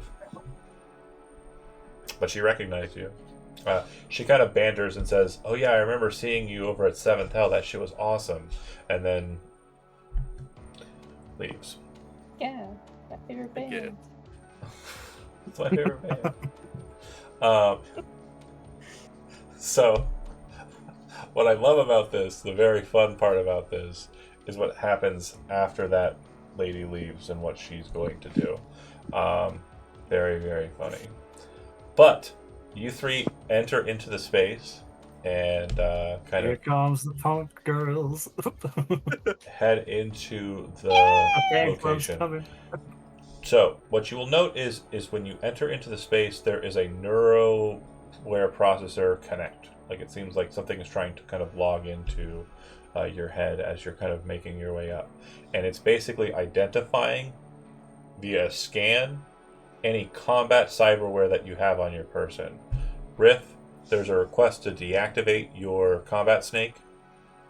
Mhm. There's also combat any other combat cyberware that you folks would have, such as the mantis blades. There is a request for them to be shut off. Do you accept them or not? Yeah, kind of don't have a Does- choice. Do we know what the repercussions would be? So they basically would tell you at the front, please make sure that you accept the deactivation of your combat cyberware, or we'll have to ask you to leave. Okay. Does that Is- include things that are just for like? Combat cyberware is anything Evasion? that is a weapon. Okay, so then I should be fine. Yeah. If you have like a pop-up shotgun or a projectile launch system, mantis blades, monowire, fucking gorilla arms. Yeah. Um, No, I have the defensive. Deactivate your arms for me. in Rift's case, a snake that shoots out of your fucking mouth and like slams into people's eye holes. Yeah, there's a lot of different cyberware that does crazy shit. If Redtail walked in I won't here, eat there anyway. I couldn't eat there anyway. yeah, I wouldn't I'd be like, eat. fucking leave. You can't even eat here, bro. You have a combat job. What the fuck? I gotta chew that tough ass meat somewhere. They got me out here eating from the back. Your steak is so bad. I had to get this to eat it. Y'all got it. Let me keep Is there a it. way to basically trick the system into saying we did? Are you a hacker? No. Do you have a hacker? No. No. Okay. So It's a lot remember, easier if we had a hacker. remember when Lark We're said, "I wish I was. I really miss Carbon." I really I've miss been basically Carmen. just batting her around with this whole mission. It's like, oh yeah, Netrunners are cool. Hey, by the way, Listen, Lamplighter, I'm gonna need you to step up, my dude. He's gone. Lamplighter's gone too. He left the city. Yeah, I know. He's fucking skipped town. That Did he bitch. though? Yeah, he did. I need to get myself a new Netrunner. All switched off, right? Yep. So No, you sit in. We're gonna go get to a mission later, and it's gonna be Lamplighter. Or what the fuck? Soon enough, you kind of see Melissa enter in, and there are a couple of other Kangtao people who kind of come in near to about the same time, but there looks like there was already people present at the table when she gets in, and she will be sitting up here. Oh, we're not on the same map. Hold on. She will be seated up here, where you all will be seated kind of over here-ish. This spot here. It's fine. I got a good cyber suite. I can still listen and watch. For certain. And I put you by the door. I am sitting here. When they start talking, it is primarily just banter about work shit. The jargon is heavy. The content is poor. It just seems like boring shit.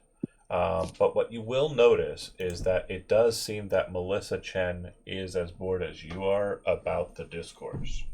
Like, she doesn't want to be here. And she keeps checking her watch.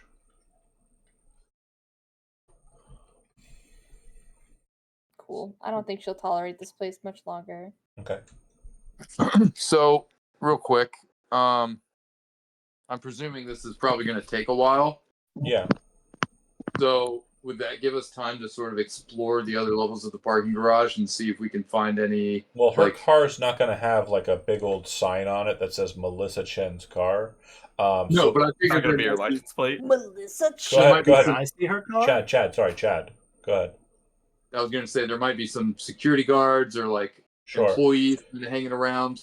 Sure. So if you wish to try and seek that out, you certainly can. If you'd like to get into the security office, if you're not wearing your big gear, I would say that's a possibility. It would probably be easier for Vix to do it if you want to send her in, but you would note that they do have a camera system inside that's relatively easy to access terminal-wise. Okay, then yeah, I'd say they're probably better equipped for some more sneaky shenanigans than I am. You can kind of hang outside and run cover. If you have a smaller weapon than the big gun, you can kind of be ready to kind of help deal with the security officers if need be. So, Vix, do you want to sneak into the security office and check to see if you can find Melissa's car? Sure. Okay, go ahead and make a stealth roll.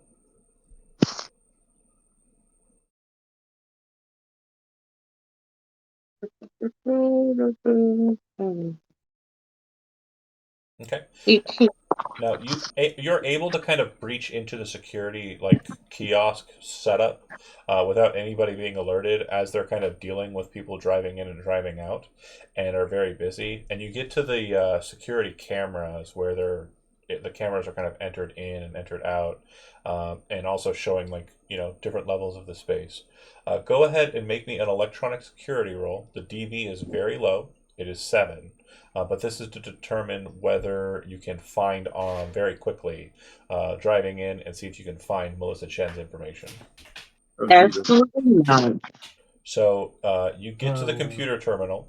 One roll that kills you. You do have a rocker. I will say that the luck that would be required for this is a total of 8. How much luck do you have on your person?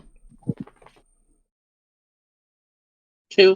There's no way that this roll can be attained. And I'll explain for why. Riff only adds 2 when he adds to himself. Everyone can chip in 1, and she would only be able to pump in 2, which means you would be able to get a maximum of 7 based on the roll of 0. So you kind of frustrated kind of look at it. I'm going to give you 2 options. You can break the computer and figure it out that way. Like if you actually just start making a scene, I will give you the free knowledge here, but you will be caught out by the Arasaka security team, or you can just leave. I'm gonna leave. That makes sense. I 100% agree with that. As much as I would love to, Break shit. be that person. I'm not El Mono anymore. Slamming on the keyboard. Just what? You regroup with Siege, and Redtail. You three are on Hollow because being on Hollow with the exterior or the interior may cause issues, but you're not you're not contacting them right now. They're focused on them. They'll call you on the way out. But do you three want to do anything in response to Vix's attempt to kind of get eyes on the car and a failure at that? Okay, so we know Did that I see her car? You did not. You saw her running out of the parking garage. So she parked in. You know she's in there. You know she's parked in there. Okay. But what you don't know is where she's parked in there. yeah, we definitely didn't see them come down to the level we were on. Right. Now she went from the parking garage to the building. Correct. But she did not go through the doors on the parking garage. She went outside, street level, and then ran to the front door. Let's fuck her up street level when she goes back down there to go to the You're parking definitely garage. following an interesting line of reasoning. I would like for you to make a deduction roll, Chad, and only Chad. And that is Deduction is intelligence or education. education.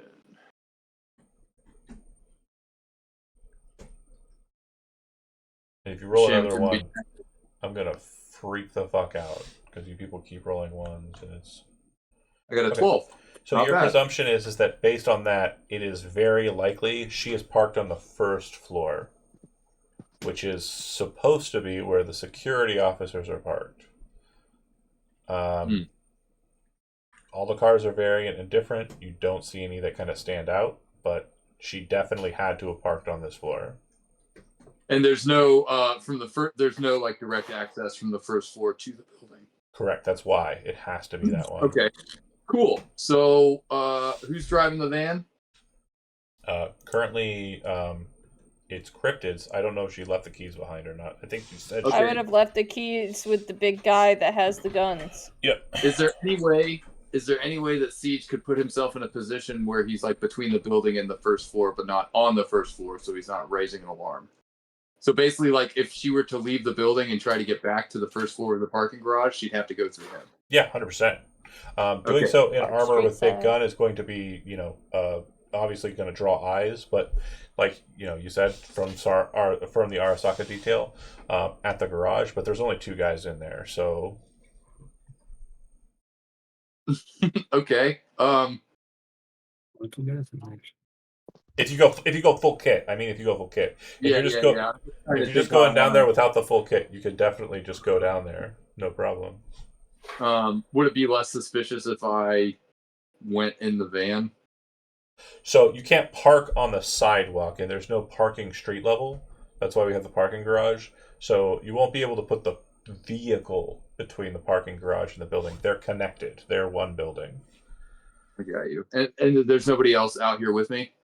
You have Vix and you have Redtail. Okay. If somebody could drive me and drop him off in a discrete location so we can minimize his visibility. Okay.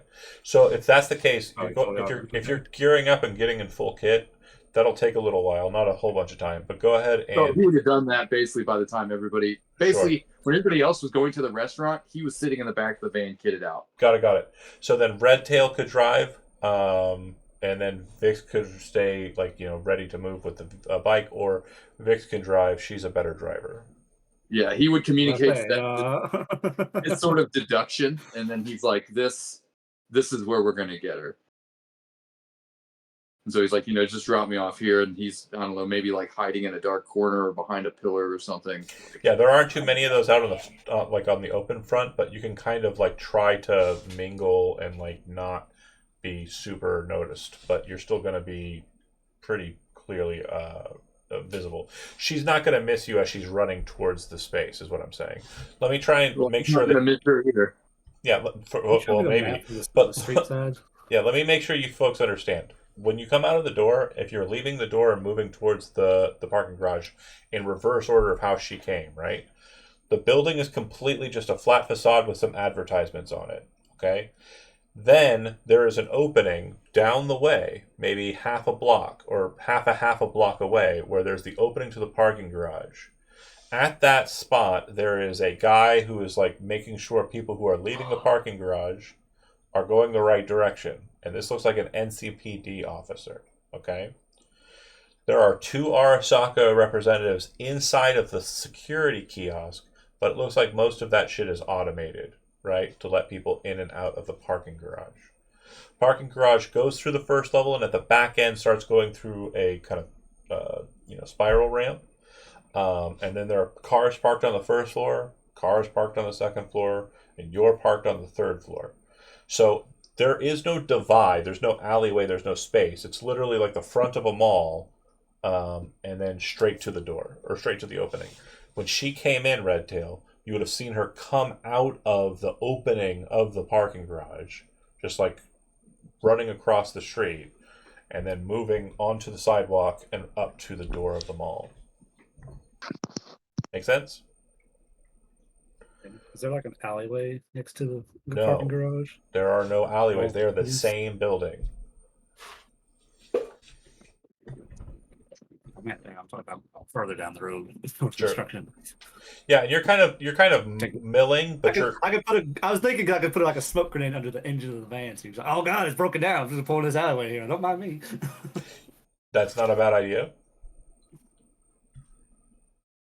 But you had to go around the block too. You'd have to go into the garage to get them to that point. So I want to make sure that something's very clear. Siege, when you come to this deduction and are asking Vix to drive the van without her bike, leaving her bike behind, drive down to that location. Vix, do you do that or no? Yes. Yeah, you don't have to say. You can totally go back. She said yeah. So you drive the van out of the parking garage. You would be charged, since you're currently driving it and Cryptid's not, you would be charged 50 eddies for parking for an hour. So you can pay that out of your own money. And then you drive to a point close to where Siege is wanting to go. Siege, go ahead and make a stealth roll. Boy.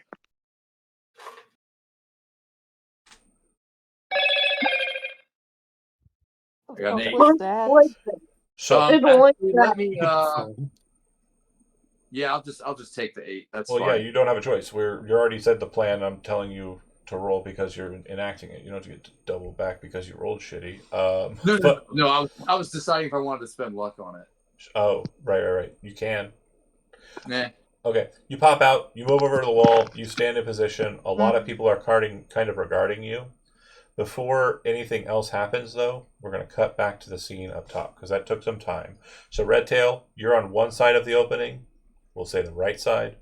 Siege, you're on the other side of the opening, the left side, which would be in between where the opening to the place and the parking garage entrance are located.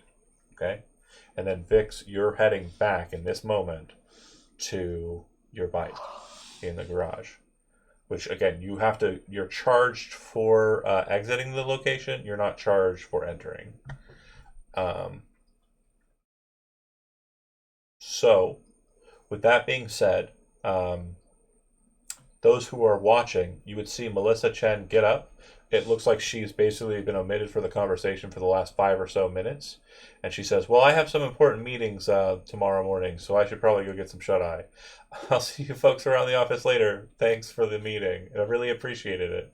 And she'll leave. But you can see as she turns and is walking away, it's like smiles is what you're hearing. And then when she turns and faces you, you can actually watch as the facade of happiness like dissolves into absolute spite. And she just walks away. She'll exit. It doesn't look like she paid a tab.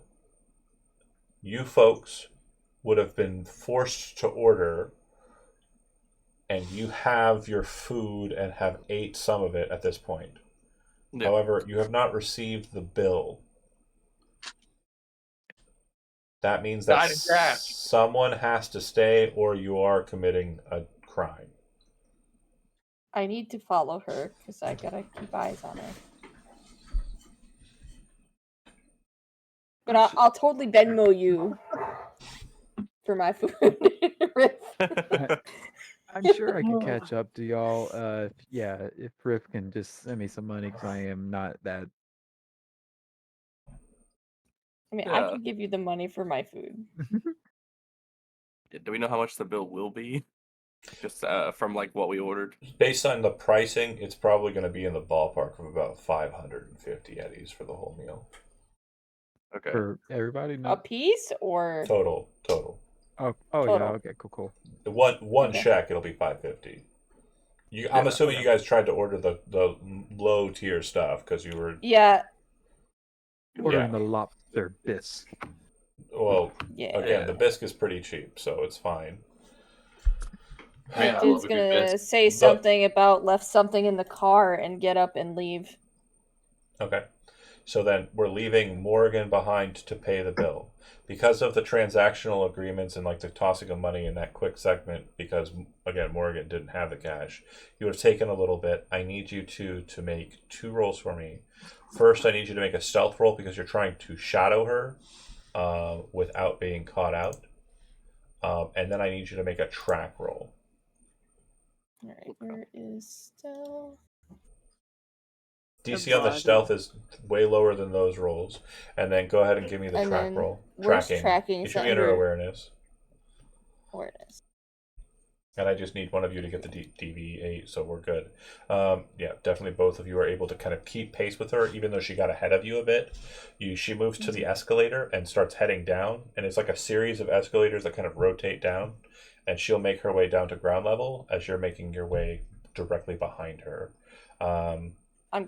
Can I try to like transmit my feed to my other people in my group so they you can can switch see the what's holo going on. Yeah. So you like enter the call.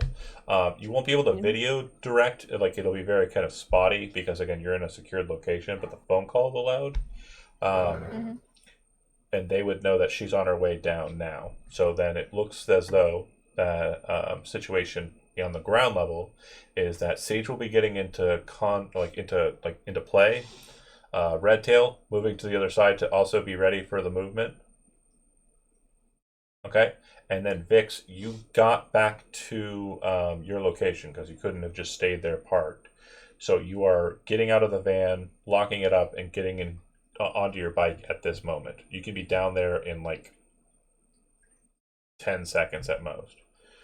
Yeah. Okay.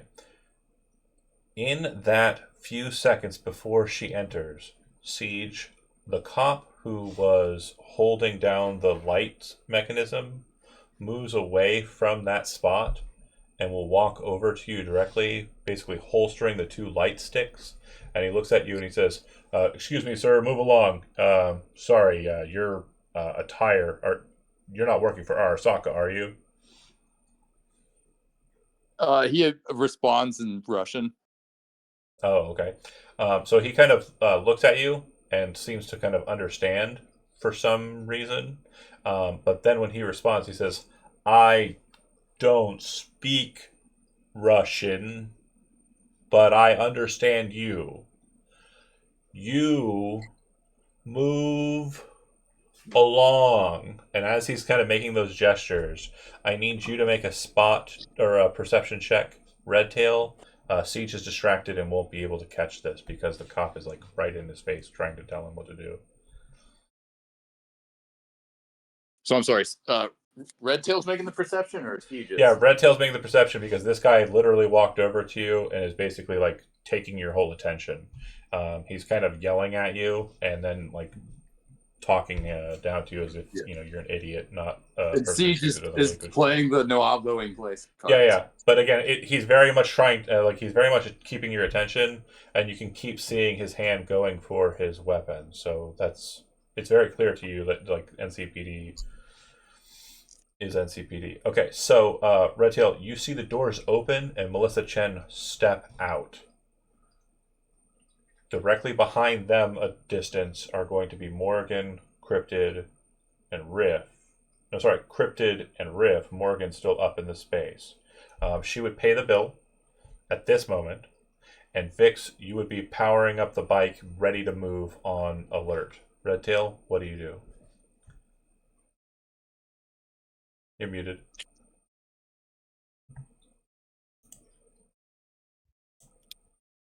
So she's coming out.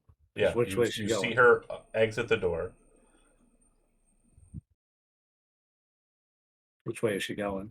She walking Okay, towards the me. second she comes out, you let her have a breathing space without saying or anything at all, and she turns to her right, which would be to the facade's left. She's heading back towards the parking garage. So towards you and Siege. And again, Siege is not with you, you're just kind of on the same side of the door, but you can see that Siege is being accosted by an NCPD officer. Okay. Do you broadcast that there she is? Yeah. Okay. So I think She's this moment's outside. probably Going going to back turn this moment's probably going to turn into a bit of a commando moment.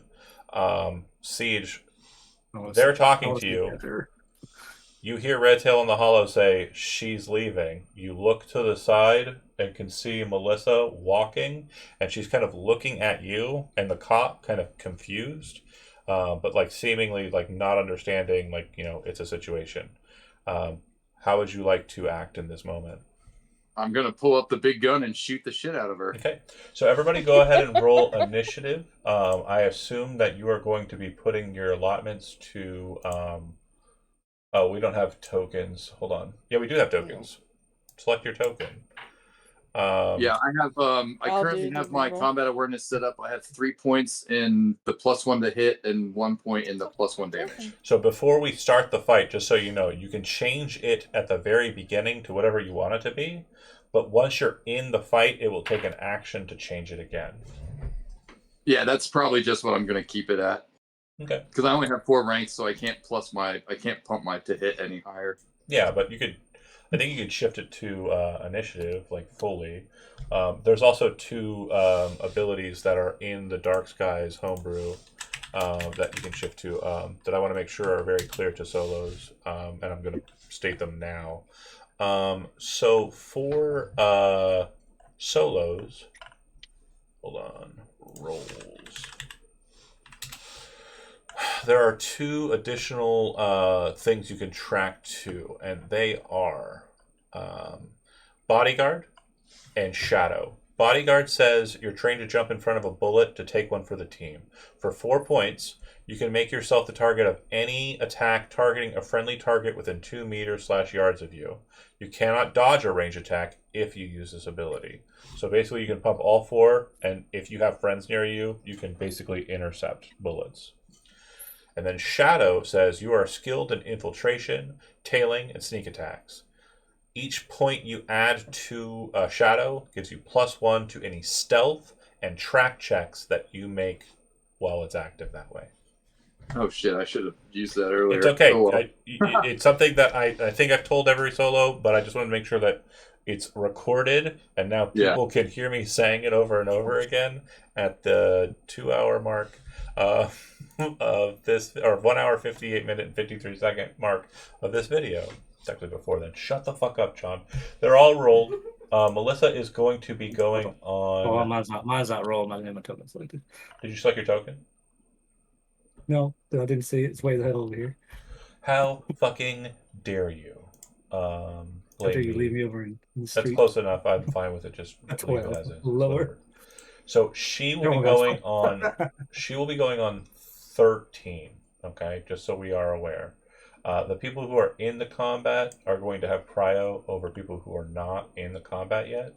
But Cryptid, you are coming out, and basically with all of your movement, no action, you are getting to the door and will be able to see Melissa about 12 meters away from you, or 20 meters away from you, a distance away from you, and it looks like Siege is about to start blasting on her, and there's a cop near Siege. Fuck the police. Exactly. I'm here for bacon as well as fucking bitch. So let's do it. Yeah. Okay. So you have an action, but you have no movement. If you want to try and catch up with her, you could run, or if you want to like do something else. I would definitely like to run, but my I'm not gonna try to punch her. That's not my thing. Yeah, you don't have an action for punching. Yeah, I'm just saying, like, my thing would be to try to run to the guy with the gun to get my gun that's duct taped to his back or Okay, whatever. so you rush towards Siege, but you'll be able to get it next turn. Got it. So Vix, you hear moving towards the door. Power up the bike. This is round 1. You are moving the bike towards the situation. Siege, you already stated what you're doing. Follow through. Go ahead and give me an attack. She is, because of what we described distance-wise, less than 6 meters away, so you'll be using the first range value for targeting. Okay. Cowabunga it is. All right. So the DV to hit her is a 22. You rolled an 18. Is there any luck that needs to be added to this? Oh, yeah. Sorry, I was looking at the wrong roll. Okay, so real quick, I'm doing some math because of auto fire. So 22 is what I need to hit, but for every point over 22, it doubles the damage. Correct. So the maximum amount of damage that can be done with the Constitution Arms M2067 Defender would be 5 times, which means that 27 would be the cap out of damage. If you have a total of luck, because everyone else can only spend 1 luck on your rolls. So if you want to dump luck into it... 23, 24, 25, 26, 27, 28. Yeah, I'm gonna start by dumping all 6 points of my luck into this. Okay, so if you dump all 6 points of your luck into this, we're at a 24. Now, everybody understand, for each point above up to 27, so 3 more points, the damage will be multiplied by itself. Like, it'll be doubled. It'll be added itself again. Yeah, I'll give him a luck. 1 from Cryptid, putting you down to 3. Fuck, I only had 1 left anyway. YOLO, Morgan is out of luck until the refresh. 1 more. Who wants to spend it? They say needed 3. Isn't the rocker 2? Rocker does not add 2. Rocker only adds 1. But did you add any, Riff? Yeah, I had 1. Oh, okay. So then there's your 3. Cryptid, Riff, Morgan. You pull up the Constitutional Arms Defender. You pull the trigger.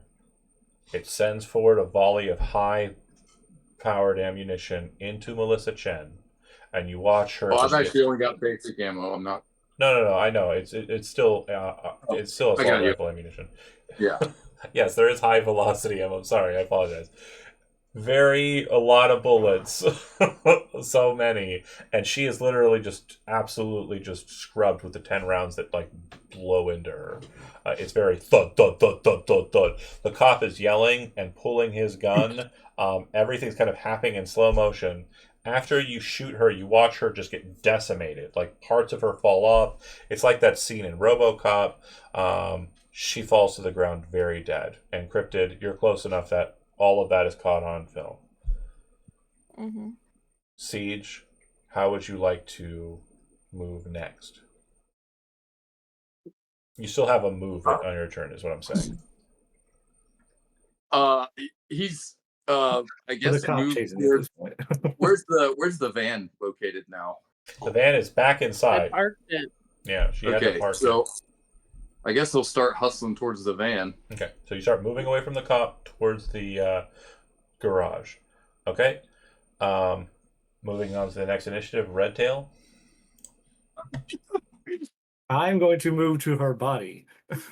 Okay. Pull out my med kit like I'm trying to save her. Okay.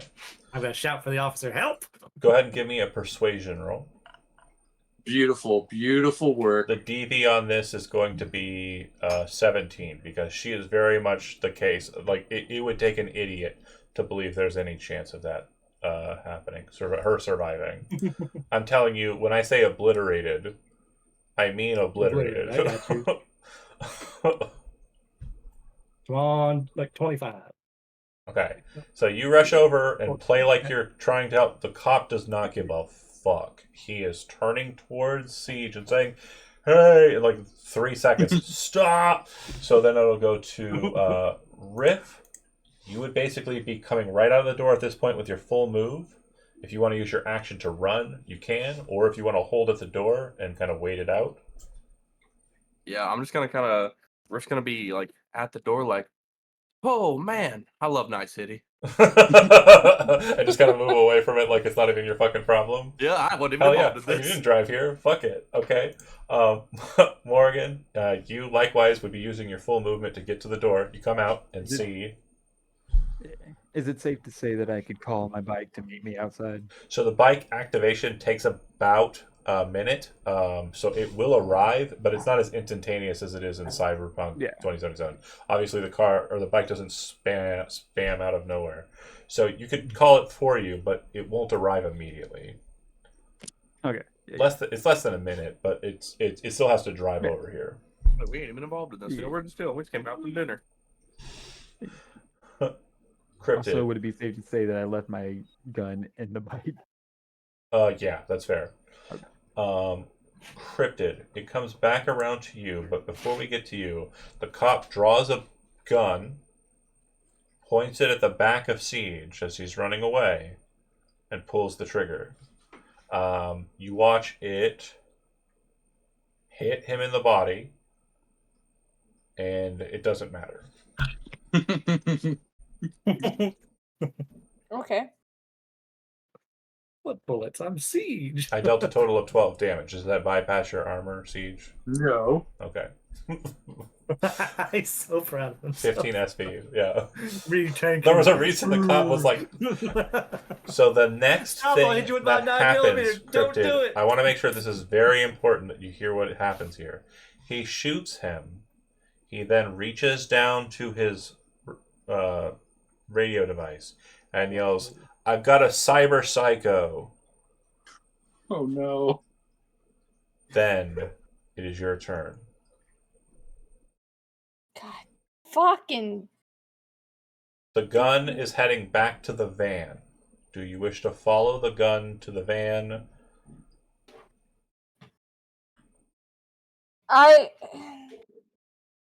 No, he's Nope. There is an alternate You can act like option. you're running away If from you it. want to get to the van and not go the same way he's going, you can go back into the mall and then go up to the third floor and then come out on the third floor garage level. I'm gonna do that. Okay. I'm gonna do that. See, just you're Y'all running. just got us on the You get fucking shot in the hot back. seat. You look back and you see Morgan kind of like do one of these and like talk to something. You see Riff kind of go, "Man, Night City, right?" And then you see Cryptid rush back in. Wow. Okay, Yeah. Hicks, you are coming out on the bike. Go ahead and make me a drive land vehicles check.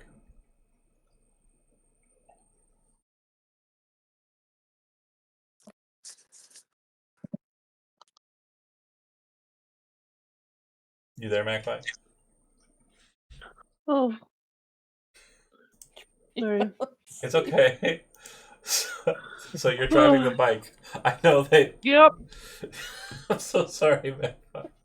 Blame Lark. She's the one who talked you into this. I knew you'd be sleepy.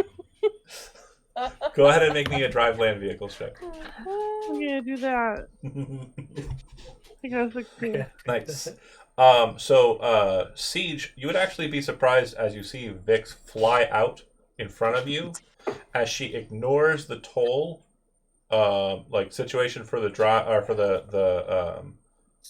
the parking garage because she's not paying another 50 eddies of her own, and she'll basically stop right at that point in this moment. Siege, what would you like to do with your turn? I mean, I'm assuming they're offering me a ride, so yeah. Get on, bitch.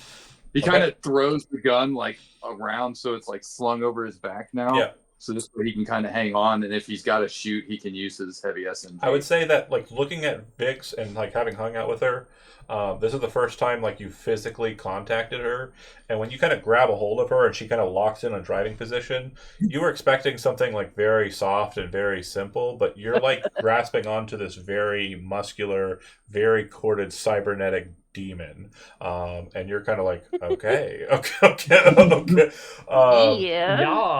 On your next turn, you'll be able to move. Redtail, you see that happening? So far as to say, you're not affiliated with this shit. The cop is not moving towards you.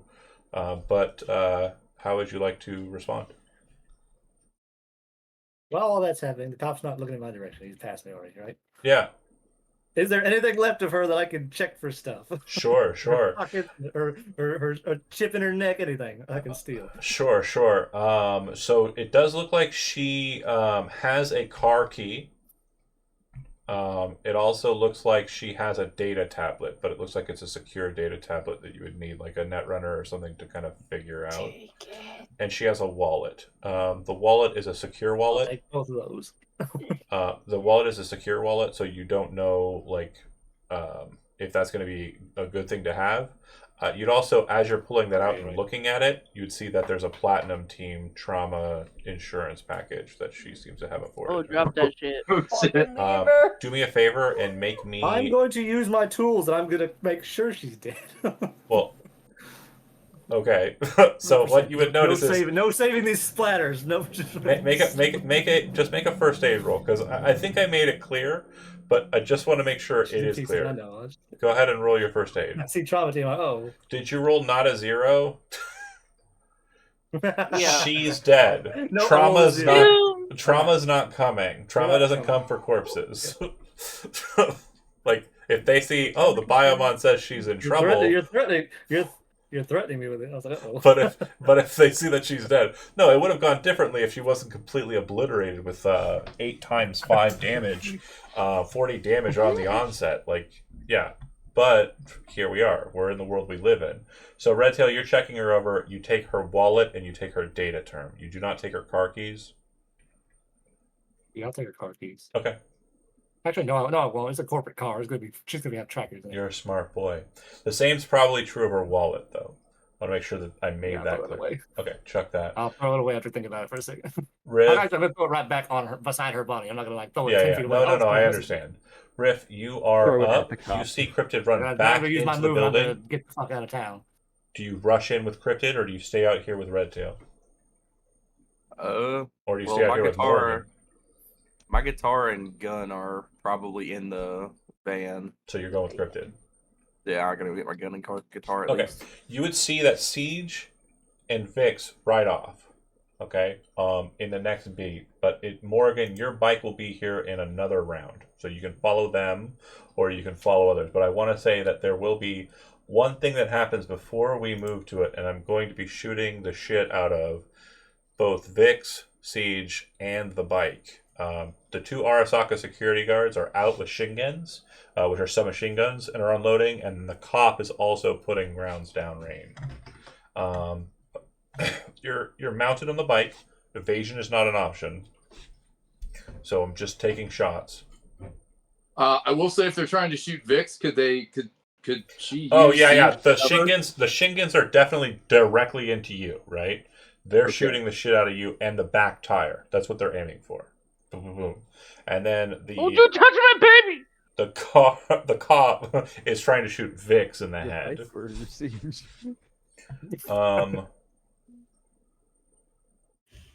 The I cop killed people for this. You the can't cop take it. will from me. miss. The 2 with Shingans will hit.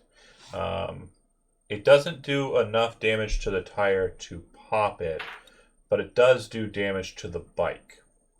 And then the shot on your back end with the Shingan, it will.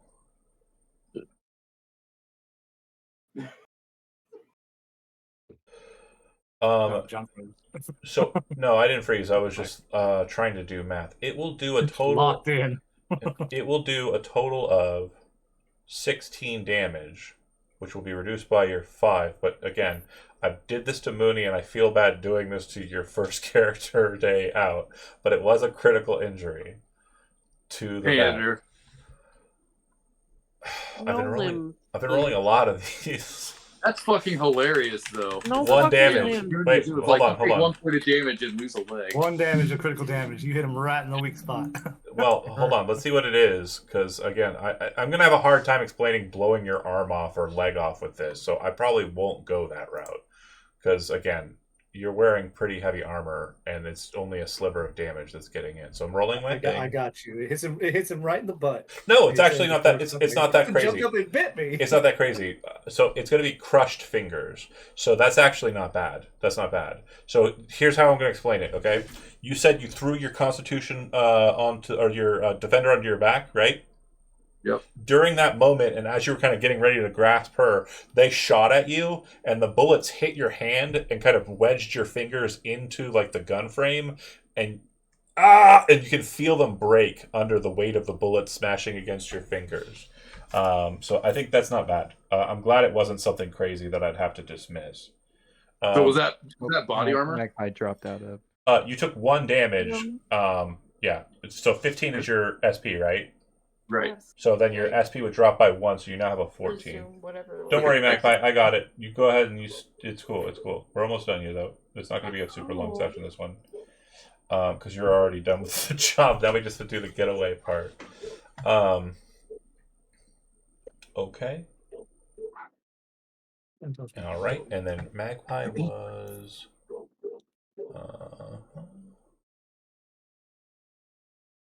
okay. Pay no attention to my ceiling. Okay. Cool. Then it would go to Cryptid. In the next 5 rounds, it's going to be a little while. But you're basically out of the fight. You and Riff will be making it back to the van.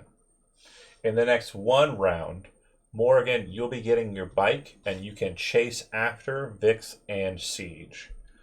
Vix and Siege, if you are trying to lay down suppressive fire to stop anyone from following you, that will be necessary. Otherwise, they're going to be able to get to their vehicles relatively quick. So if you would like, go ahead and make an auto fire roll, and this is considered suppressive fire. Yeah, this will be with my heavy SMG, I imagine. Yeah, and because you're mounted and firing this, I'm going to give you a +4 to the roll because you'll basically be offsetting the dex. Oh, okay. That's cool. But you have a -4 from the broken fingers, so you're just rolling straight. 18. Okay. So I'm not sure how to do suppressing fire, but it's the same exact thing. You're basically, instead of rolling to hit a DV, you're setting the DV for them trying to evade it. So I'm going to roll my concentration rolls here. And all 3 of them will fail. So basically, you just kind of like put the gun there and go, and then kind of swing back around, kind of using the momentum to kind of get it to position, and you just squeeze your mangled hand onto the trigger. A hail of bullets go flying out. 10 more ammunition will be expended, but you're just kind of unloading in that direction, and it kind of hits the kiosk, hits the walls, hits a bystander, and kind of just explodes their chest cavity. And these 3 individuals who you're actually fighting, cop drops down to prone and kind of holds himself, and the 2 Arasaka guards move back into their kiosk to kind of get cover. Get in your box, bitch! But that will limit them from being able to tail you.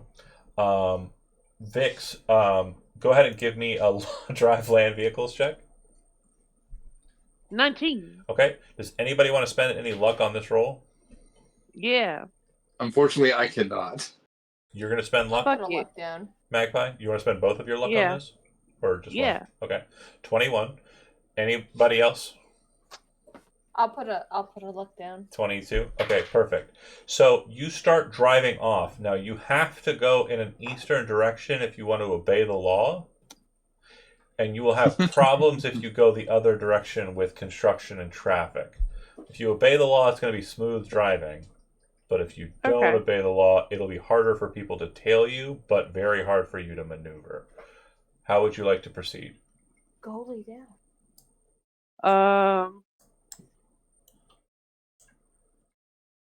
We'll go with the flow. Okay.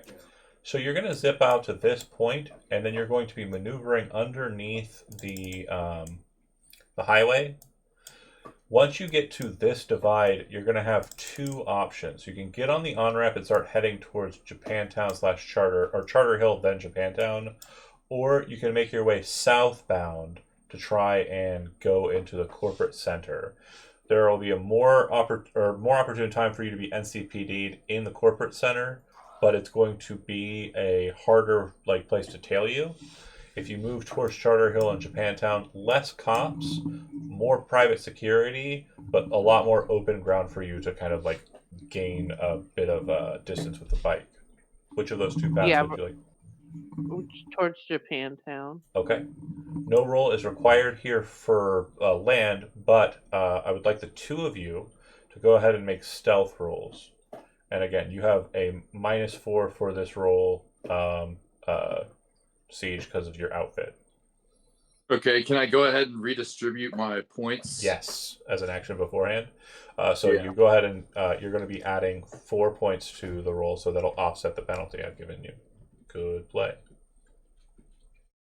That is cool. Oh, buddy. So, as you're driving and moving through this area, what you'll note is once you kind of get into like this area, Siege is immediately kind of seen, but Vix, you realize that once they see him and then see who he's riding with, it's not so much Siege that's the problem, but you. You're moving through Japantown and you pick up 2 tiger claws. Yeah. Oh, fuck them. I'll shoot them too. Do you want to shoot them? Yay! Like, Yeah. Because you would hear Vix, Oh, I like you. fucking tiger claws. I Bullets are fucking rated and E then for everyone. I'll deal with them then. God damn fucking. So if you wish to suppress a fire that would cause them to fall toward their bikes or kind of have to break reception, or you could try and just outright kill them, but you can only do one at a time. There's 2 of them. Suppressive fire would work for both at the same time. How would you like to roll? Okay, if we're doing this on the run, okay, so currently my points are currently in stealth, so I'm going to be at a -1 to hit and a -1 damage. But I would say time. Yeah, no, the stealth is what broke you. So yeah, I'm gonna keep the stats where they're at. Okay. So let's do auto fire with the. Actually, to be completely fair, the combat is technically starting. You can shift the points to whatever you want. Okay, then we'll do the +1 to hit, +1 damage. Auto fire with the heavy SMG because I'm still hanging on with one hand. And you're going for suppressive or direct fire? You're targeting a specific. Direct fire. Okay. So we're going to say you're about 7 to 12 meters out. That'll hit by a lot. You're shooting at the driver, or are you shooting at the bike? The driver. Okay. 12, and then we're at a +1 is already included, so we're looking at a 2 modifier. Any luck being spent on this, or he's already gone? Yeah, all my luck's gone. Blew it on Melissa. I mean, fucking worked. Yeah, fucking worked. Then you keep rolling with the heavy SMG here. I'm on a bike. Yeah. No, you're right. Me dumb. You gotta turn around. This only has a 3 modifier anyway, so 2, 12. Okay. He's still riding after you.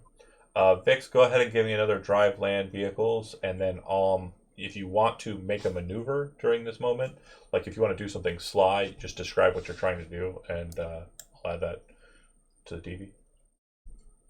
32. Well, yeah. I'm gonna do the coolest fucking shit you can think of. Rudy would be proud. He'd be so fucking proud. Are you trying to lose them, or are you trying to kill them? I'm trying to kill them. I would like to drive this motherfucker into a building. Okay, so not quite what happens, because that's absolutely insane. Instead, what ends up happening is Siege starts unloading on this one, and you pull the bike and let it drift backwards so that you come between them. And as you're doing so, you kind of veer towards the one that Siege is shooting, so they kind of maneuver away to protect themselves. And as that's happening, you get behind the other one, speed up, hit the back of their Kusanagi, fly up with the bike, and clip them in the head, performing a ram technique. And you will kill the driver of that other bike. Yeah. Once you land, the other group is going to try and do something here. He's going to roll up to you, brandish a thermal katana, and swing it down at your bike tire. At this moment, I'm going to explain to both of you that there is an opportunity for evasion, but I want to make sure that you understand what it means for you.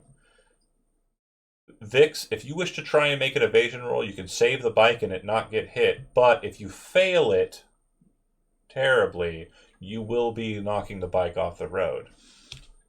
You will be choosing to decide which of those two you go for second, if you wish to or not. Siege, you have the first opportunity of defense. You can let it ride, so do nothing, or you can make an evasion roll. If you succeed, you're losing your SMG, and he's losing his katana. If you fail, nothing happens. Oh my god, you throw the gun at him. No, you're not throwing the gun at him. You're using the gun to block the katana from hitting the tires and causing the katana to go away with the SMG. So you'd be forfeiting your gun to forfeit his gun, or forfeit his weapon, and save the tires. Heavy SMGs aren't that expensive, and he's about to get a hell of a payday. Make an evasion roll. I believe in you. And I won't grant the crushed penalty for this, because it's not involving that hand in particular. Evasion is Fighting. 17. Okay. You will do exactly as I said, and the katana is surrendered, as is the SMG. It's at this moment that you are kind of cutting and stuff. We kind of flash back. Morrigan's bike kind of pulls up and makes a little chirp. She hops on and starts driving after you. In the time it took you to get to this portion of the city, she is now finally caught up with you. You are behind them, and they are kind of locked together with a Kang Tao bike. You would also note, in this kind of moving up and positioning behind them, they lost NCPD back over at the water, and they don't seem to have been tailed into this other district. So they're clear of cop patrol. Or they were being chased, but they lost them. What would you like to do, Morgan? How far away? Probably close to 26 to 50 meters for you. If you want to maneuver, you can gain on them, or if you'd like to take the shot from here.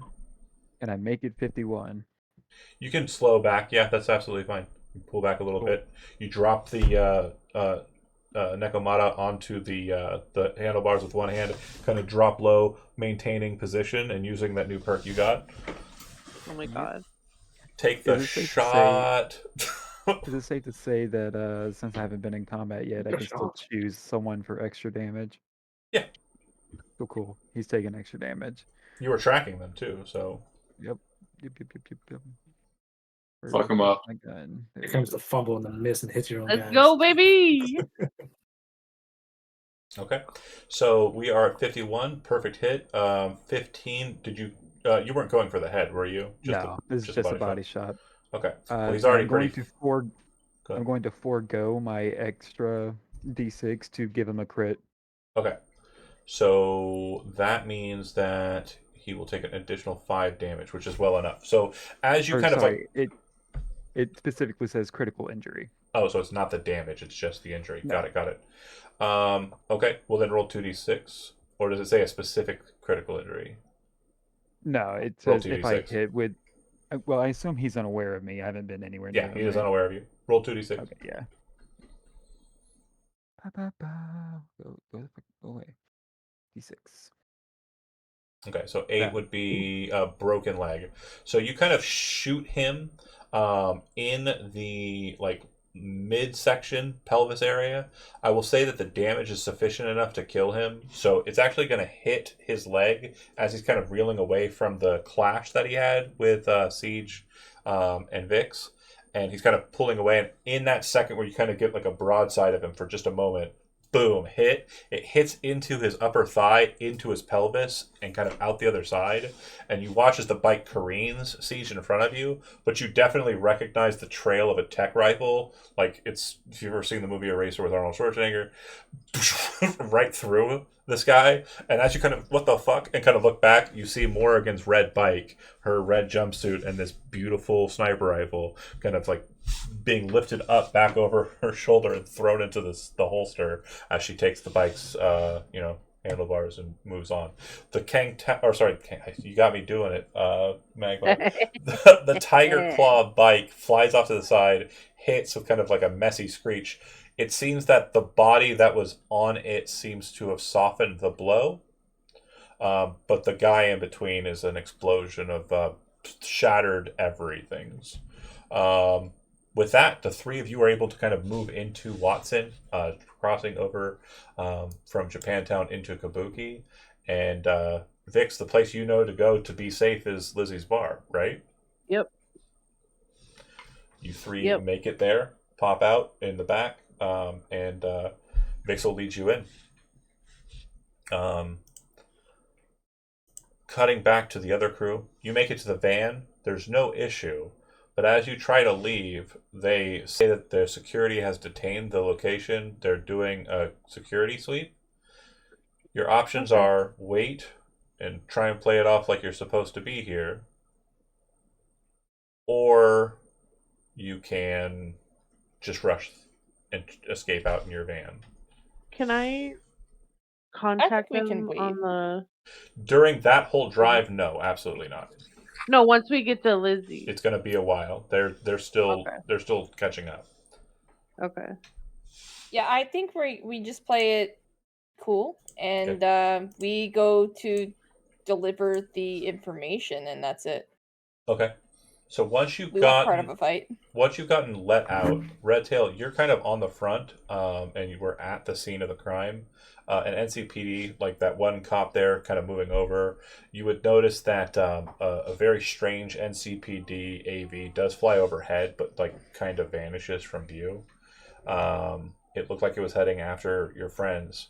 I'd say you've been in Night City long enough to recognize a Max Tac AV.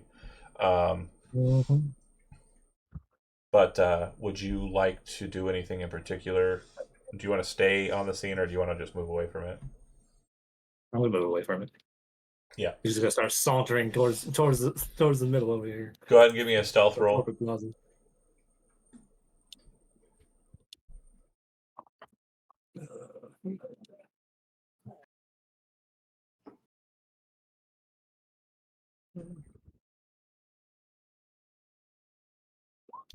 Okay. So you're able to walk off no problem, and kind of get away from the scene. And you can make your way to public transportation.